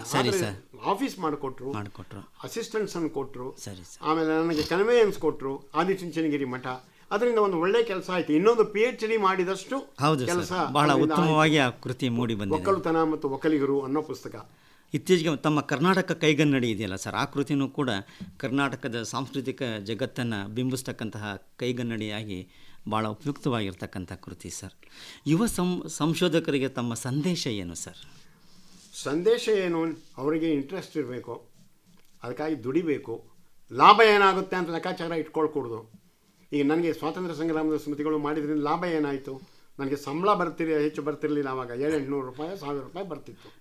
ಸ್ಲಿಪ್ ಡಿಸ್ಕ್ ಬೇರೆ ಆಯಿತು. ತಮ್ಮ ಆರೋಗ್ಯ. ಆದ್ದರಿಂದ ವೈಯಕ್ತಿಕ ಲಾಭದ ಚಿಂತನೆ ಮಾಡದೇನೆ ಕೆಲಸ ಮಾಡಬೇಕು. ಈಗಿನ ಕಾಲದಲ್ಲಿ ಏನಾಗಿದೆ ಅಂದರೆ, ನಾನು ಈ ಕೆಲಸ ಮಾಡಿದ್ರೆ ನನಗೇನು ಸಿಗುತ್ತೆ ಅನ್ನೋ ರೂಪಾಯಣೆ ಪೈ, ಆ ರೂಪಾಯಣೆ ಪೈ ಲೆಕ್ಕಾಚಾರ ಇಟ್ಕೊಳ್ಳದೆ ನಾನು ನಾಡಿಗೆ, ನಾನು ಕಲಿತ ವಿದ್ಯೆ, ನಾನು ತಿಳಿದದ್ದು ಇದರ ಸದುಪಯೋಗ ಆಗುವ ಹಾಗೆ ಜನರಿಗೆ ತಿಳಿಸೋ ಹಾಗೆ ಪ್ರಯತ್ನ ಮಾಡಬೇಕು. ಅದರ ಕ್ಷೇತ್ರದಲ್ಲಿ ಸಂಶೋಧನೆ, ಬೇಕಾದ ತರಬೇತಿ, ಮೋಡಿ ಲಿಪಿ ಓದೋದೇ ಆಗಲಿ, ಶಾಸನ ಓದೋದೇ ಆಗಲಿ, ಮರಾಠಿ ಮೋಡಿ ಈ ಶಾಸನ ಅಂತ ಹೇಳಿದಾಗ ತಾವು ಕನ್ನಡ ಸಾಹಿತ್ಯ ಪರಿಷತ್ನೊಂದಿಗೆ ಹೊಂದಿದಂತಹ ಸಂಬಂಧ, ಅಲ್ಲಿ ಶಾಸನ ತರಗತಿ ಆರಂಭವಾದದ್ದು ಅಲ್ಲ, ಅದು ಬಹಳ ಮಹತ್ವದ್ದು. ಜಿ ನಾರಾಯಣ ಅವರಿಗೆ ಏನಾದರೂ ವಿಶೇಷ ಮಾಡಬೇಕು ಅಂತ ಮನಸ್ಸಿನಲ್ಲಿತ್ತು. ಅವರು ತಿರುಮಲೆ ತಾತಾಚಾರ್ಯ ಶರ್ಮರ ಅಧ್ಯಕ್ಷತೆಯಲ್ಲಿ ಒಂದು ಕಮಿಟಿ ಮಾಡಿದರು. ಆ ಕಮಿಟಿಗೆ ನಾನು ಸದಸ್ಯನಾಗಿದೆ. ಅದರಲ್ಲಿ ಆ ಕಮಿಟಿಯಿಂದ ಆದಂಥ ಒಂದು ಮಹತ್ವದ ನಿರ್ಣಯ ಅಂದರೆ ಶಾಸನ ತರಗತಿ ನಡೆಸಬೇಕು. ಶಾಸನ ಓದೋರು ಇರಲಿಲ್ಲ, ಒಂದು 10-12 ಜನ ಇದ್ರಾಗ ಇದ್ದವರೇ ತಮ್ಮಲ್ಲಿ ಜಗಳಾಡ್ಕೊಳ್ತಾ ಇದ್ದರು. ಅಂದರೆ ಅವರ ವಿದ್ವತ್ತಿಗೆ ನಾನೇನು ಹೇಳೋದಿಲ್ಲ, ಆದರೆ ಆ ವರ್ಷನ್ ಸರಿ, ಈ ವರ್ಷನ್ ತಪ್ಪು ಅಂತೆಲ್ಲ. ಆದರೆ ಅವರು ಶಾಸನ ತರಗತಿ ಮಾಡಿ ಗಣ್ಯರ ತಜ್ಞರಾದ ಅಣ್ಣಿಗೇರಿಯವರನ್ನು ಕರ್ಕೊಂಡು ಬಂದು, ಮಣ್ಣಿಗೇರಿ ಅವರು ಧಾರವಾಡದಿಂದ ಕರ್ಕೊಂಡು ಬಂದು ಇಲ್ಲಿ ತರಬೇತಿ ಮಾಡಿದ್ರು. ಹೀಗಾಗಿ ಕನಿಷ್ಠ ಒಂದು 15-20 ಜನ ತಜ್ಞ ಶಾಸನ ಓದಬಲ್ಲವರು ಬೆಂಗಳೂರಲ್ಲಿ. ಮತ್ತು ಶಾಸನ ಅಂದರೆ ಏನು, ಅದರ ಮಹತ್ವ ಏನು ಅಂತ ತಿಳ್ಕೊಂಡವರು ಒಂದು 100-150 ಜನ ಇದ್ದಾರೆ. ಅದು ಭಾಳ ಮಹತ್ವದ್ದು. ಅದಕ್ಕೆ ಆ ಸಮಿತಿಯಲ್ಲಿ ನಾನಿದ್ದು ಶರ್ಮರಿಗೆ ಬೆಂಬಲ ಕೊಟ್ಟೆ. ಸರಿ ಸರ್. ಅಣ್ಣಿಗೇರಿಯವರು ಹೋದ ನಂತರ ಅಲ್ಲಿ ದೇವರಕೊಂಡ ರೆಡ್ಡಿ ಅವರಿದ್ದರು, ಶೇಷಶಾಸ್ತ್ರಿ ಇದ್ದರು. ತರಗತಿ ನಡೀತಾ ಇದೆ. ಈಗ ಅದನ್ನು ಹಂಪಿ ಯೂನಿವರ್ಸಿಟಿ ಅವರು ಕೂಡ ರೆಕಗ್ನೈಸ್ ಮಾಡಿದ್ದಾರೆ.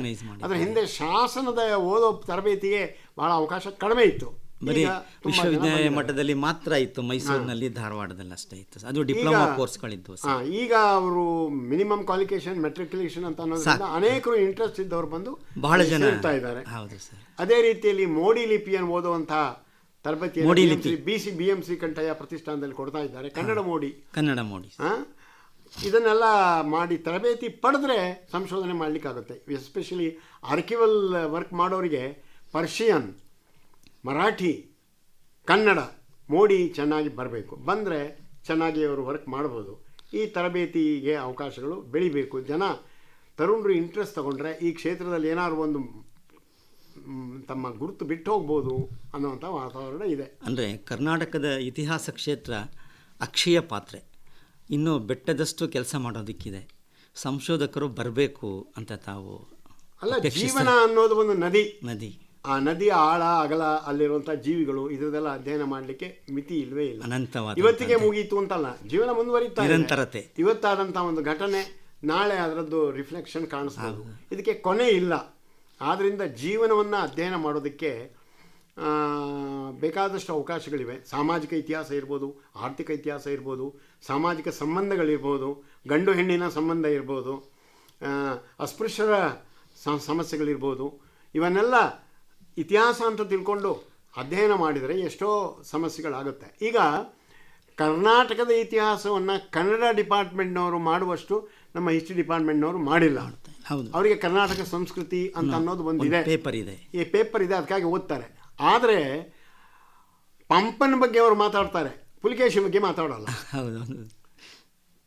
ಕುಮಾರವ್ಯಾಸನ ಬಗ್ಗೆ ಮಾತಾಡ್ತಾರೆ, ಕೃಷ್ಣದೇವರಾಯನ ಬಗ್ಗೆ ಮಾತಾಡೋದಿಲ್ಲ. ಹೀಗೆ ಅರಸರೇ ಅಂತಲ್ಲ, ಸಾಮಾಜಿಕ ಜೀವನದಲ್ಲೂ ಕೂಡ ಮುಖ್ಯ ಪಾತ್ರ ವಹಿಸಿದಂಥವ್ರ ವಿಚಾರ ಮಾತಾಡಬೇಕು, ಜನಸಾಮಾನ್ಯರವರೇ ಆಗಬೇಕು.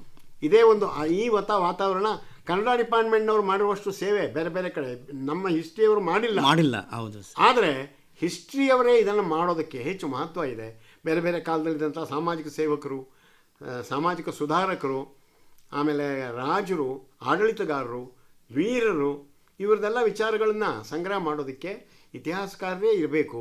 ಅವ್ರ ಕಡೆಯಿಂದ ಇದು ಆಗೋದಿಲ್ಲ ಅಂತ ಅದಕ್ಕೊಂದು ಐತಿಹಾಸಿಕ ಓರಿಯೆಂಟೇಷನ್ ಇರಬೇಕು ಅನ್ನೋದು ನನ್ನ ಅಭಿಪ್ರಾಯ. ಸರ್, ನಮ್ಮ ಸಮಾಜ ವಿಜ್ಞಾನ ಪುಸ್ತಕಗಳು ಅವುಗಳಿಗೆ ಸಂಬಂಧಪಟ್ಟಾಗೆ ತಮ್ಮದೇನಾದರೂ ಸಲಹೆ ಸುಧಾರಿಸೋದ್ರಲ್ಲಿ ಮತ್ತು ಸಂಶೋಧನೆ ಆಗಿರ್ತಕ್ಕಂಥ ಅಂಶಗಳು ಈ ಪಠ್ಯ ಪುಸ್ತಕಗಳಲ್ಲಿ ಬರೋದಕ್ಕೆ ಆ ರೀತಿ ತಾವು ಸಮಿತಿಯ ಸದಸ್ಯರಿದ್ರಿ, ಅಧ್ಯಕ್ಷರಿದ್ರಿ?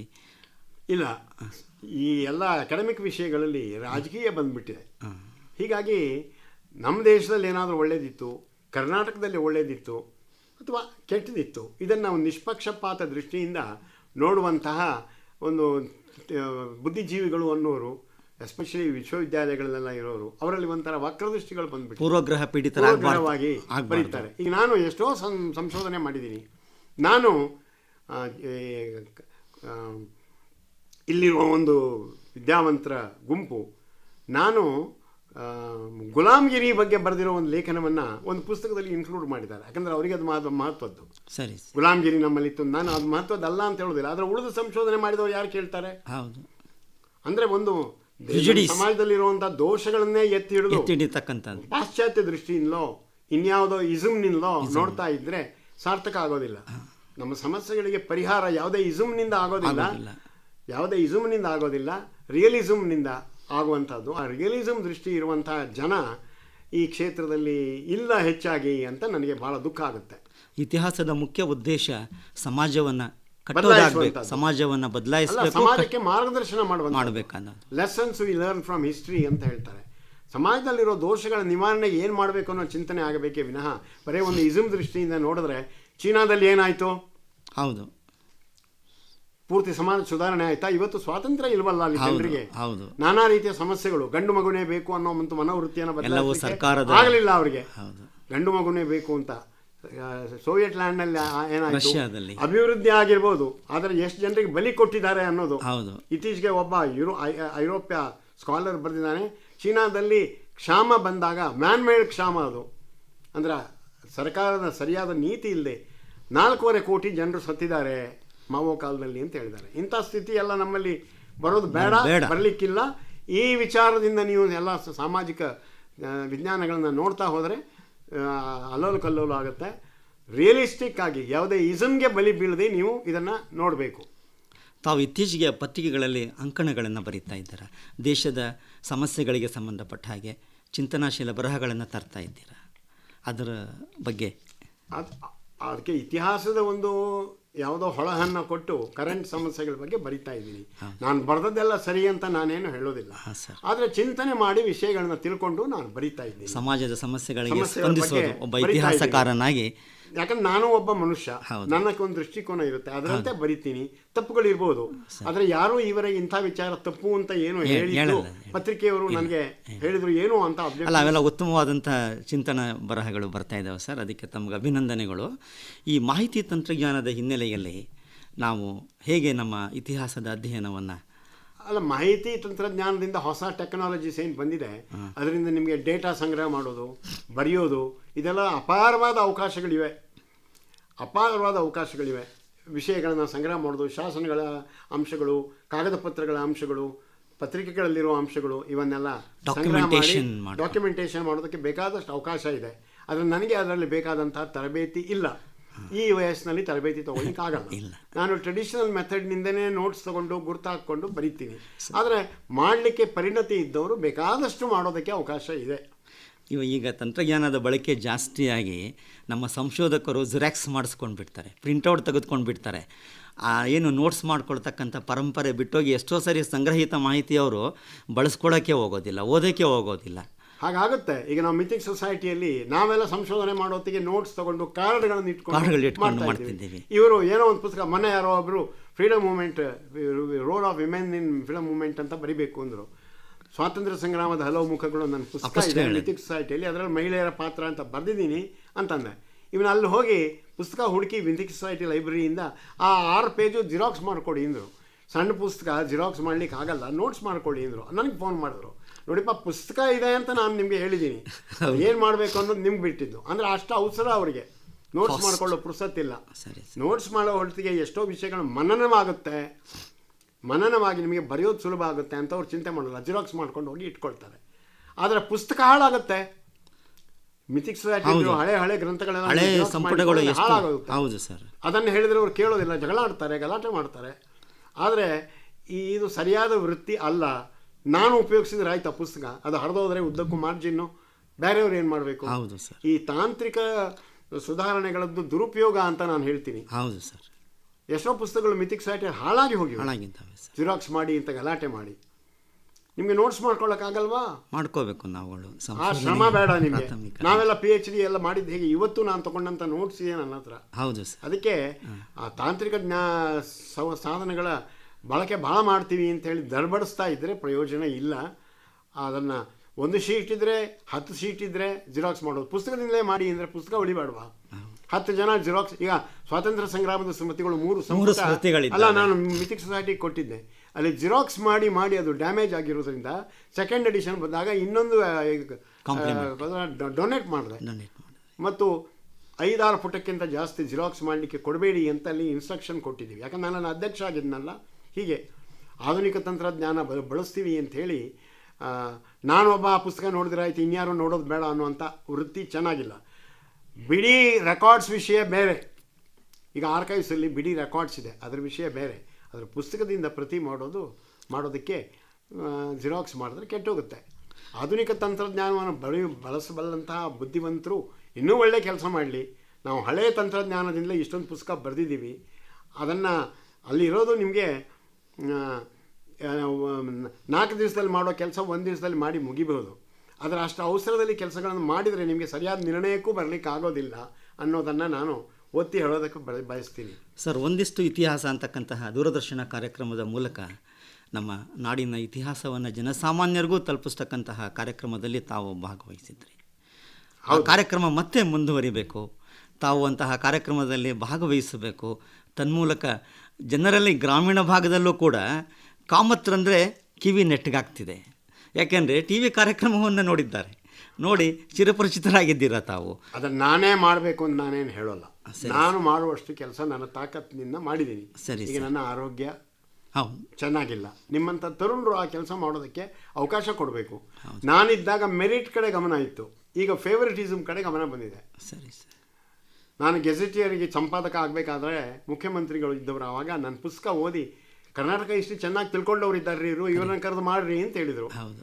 ಇನ್ಯಾರ್ಯಾರೋ ಹೋಗಿ ವಶೀಲಿ ಬಾದಿ ಹತ್ತಿದ್ರೆ ಇಲ್ಲ ಅವ್ರ ಪುಸ್ತಕ ನಾನು ನೋಡಿದ್ದೀನಿ, ಅವರೇ ಬರಲಿ ಅಂತಂದರು. ನನಗೆ ಅವ್ರ ಪರಿಚಯ ಇರಲಿಲ್ಲ. ಹೀಗೆ ಮೆರಿಟನ್ನು ಇಟ್ಕೊಂಡು ಮಾಡಬೇಕೇ ವಿನ ಪೇಟ್ರನೇಜ್ ಅನ್ನುವಂಥ ದೃಷ್ಟಿ ಇಟ್ಕೊಂಡು ಮಾಡಿದರೆ ಮಾತ್ರ ಆಗೋದಿಲ್ಲ. ಮೆರಿಟನ್ನು ಐಡೆಂಟಿಫೈ ಮಾಡುವಂಥ ಕೆಲಸವನ್ನು ಎಲ್ಲ ಸರ್ಕಾರಿ ಇಲಾಖೆಯವರು ಮಾಡಬೇಕು. ಸರ್, ತಾವು ಇಳಿ ವಯಸ್ಸಿನಲ್ಲೂ ಕೂಡ ಸುಮಾರು 1 ತಾಸು ನಮ್ಮ ಕೂಡ ಇದ್ದೀರಿ, ತಮ್ಮ ವಿಚಾರಧಾರೆಯನ್ನು ಹೇಳಿದ್ದೀರಿ. ಎಲ್ಲಕ್ಕಿಂತ ಮಿಗಿಲಾಗಿ ಯುವ ಸಂಶೋಧಕರು ನಡೀತಕ್ಕಂತಹ ಮಾರ್ಗದ ಬಗ್ಗೆ ಸೂಚಿಯನ್ನು ಒದಗಿಸಿಕೊಟ್ಟಿದ್ದೀರಿ. ಅನಾರೋಗ್ಯದ ನಡುವೆ ಕೂಡ ಬಂದು ತಮ್ಮ ಬದುಕಿನ ಹಿನ್ನೋಟವನ್ನು ನಮಗೆ ಪರಿಚಯಿಸಿಕೊಟ್ಟಿದ್ದೀರಾ. ಕರ್ನಾಟಕದ ಅಮೂರ್ತ ಚಿತ್ರಣವನ್ನು ಮೂರ್ತ ರೂಪಕ್ಕೆ ತಂದಂತಹ ತಾವು ಇನ್ನೂ 100 ಕಾಲ ನಮ್ಮ ನಡುವೆ ಇರಲಿ. ತಮ್ಮ ಮಾರ್ಗದರ್ಶನದಲ್ಲಿ ನಮ್ಮಂತಹ ಯುವಕರು ಇನ್ನಷ್ಟು ಒಳ್ಳೆಯ ಕೆಲಸವನ್ನು ಮಾಡ್ತೇವೆ ಅಂತ ತಮಗೆ ಭರವಸೆಯನ್ನು ನೀಡ್ತಾ, ತಾವು ಈ 1 ತಾಸು ನಮ್ಮೊಡನೆ ಕಳೆದಿದ್ದಕ್ಕಾಗಿ ತಮಗೆ ಇಲಾಖೆಯ ಪರವಾಗಿ, ಅಂದರೆ ರಾಜ್ಯ ಪತ್ರಗಾರ ಇಲಾಖೆಯ ಪರವಾಗಿ ಹಾಗೂ ವೈಯಕ್ತಿಕವಾಗಿ ಧನ್ಯವಾದಗಳನ್ನು ಸಲ್ಲಿಸ್ತೀನಿ. ಧನ್ಯವಾದಗಳು. ನಮಸ್ಕಾರ. ನಮಸ್ಕಾರ. ನಮಸ್ಕಾರ.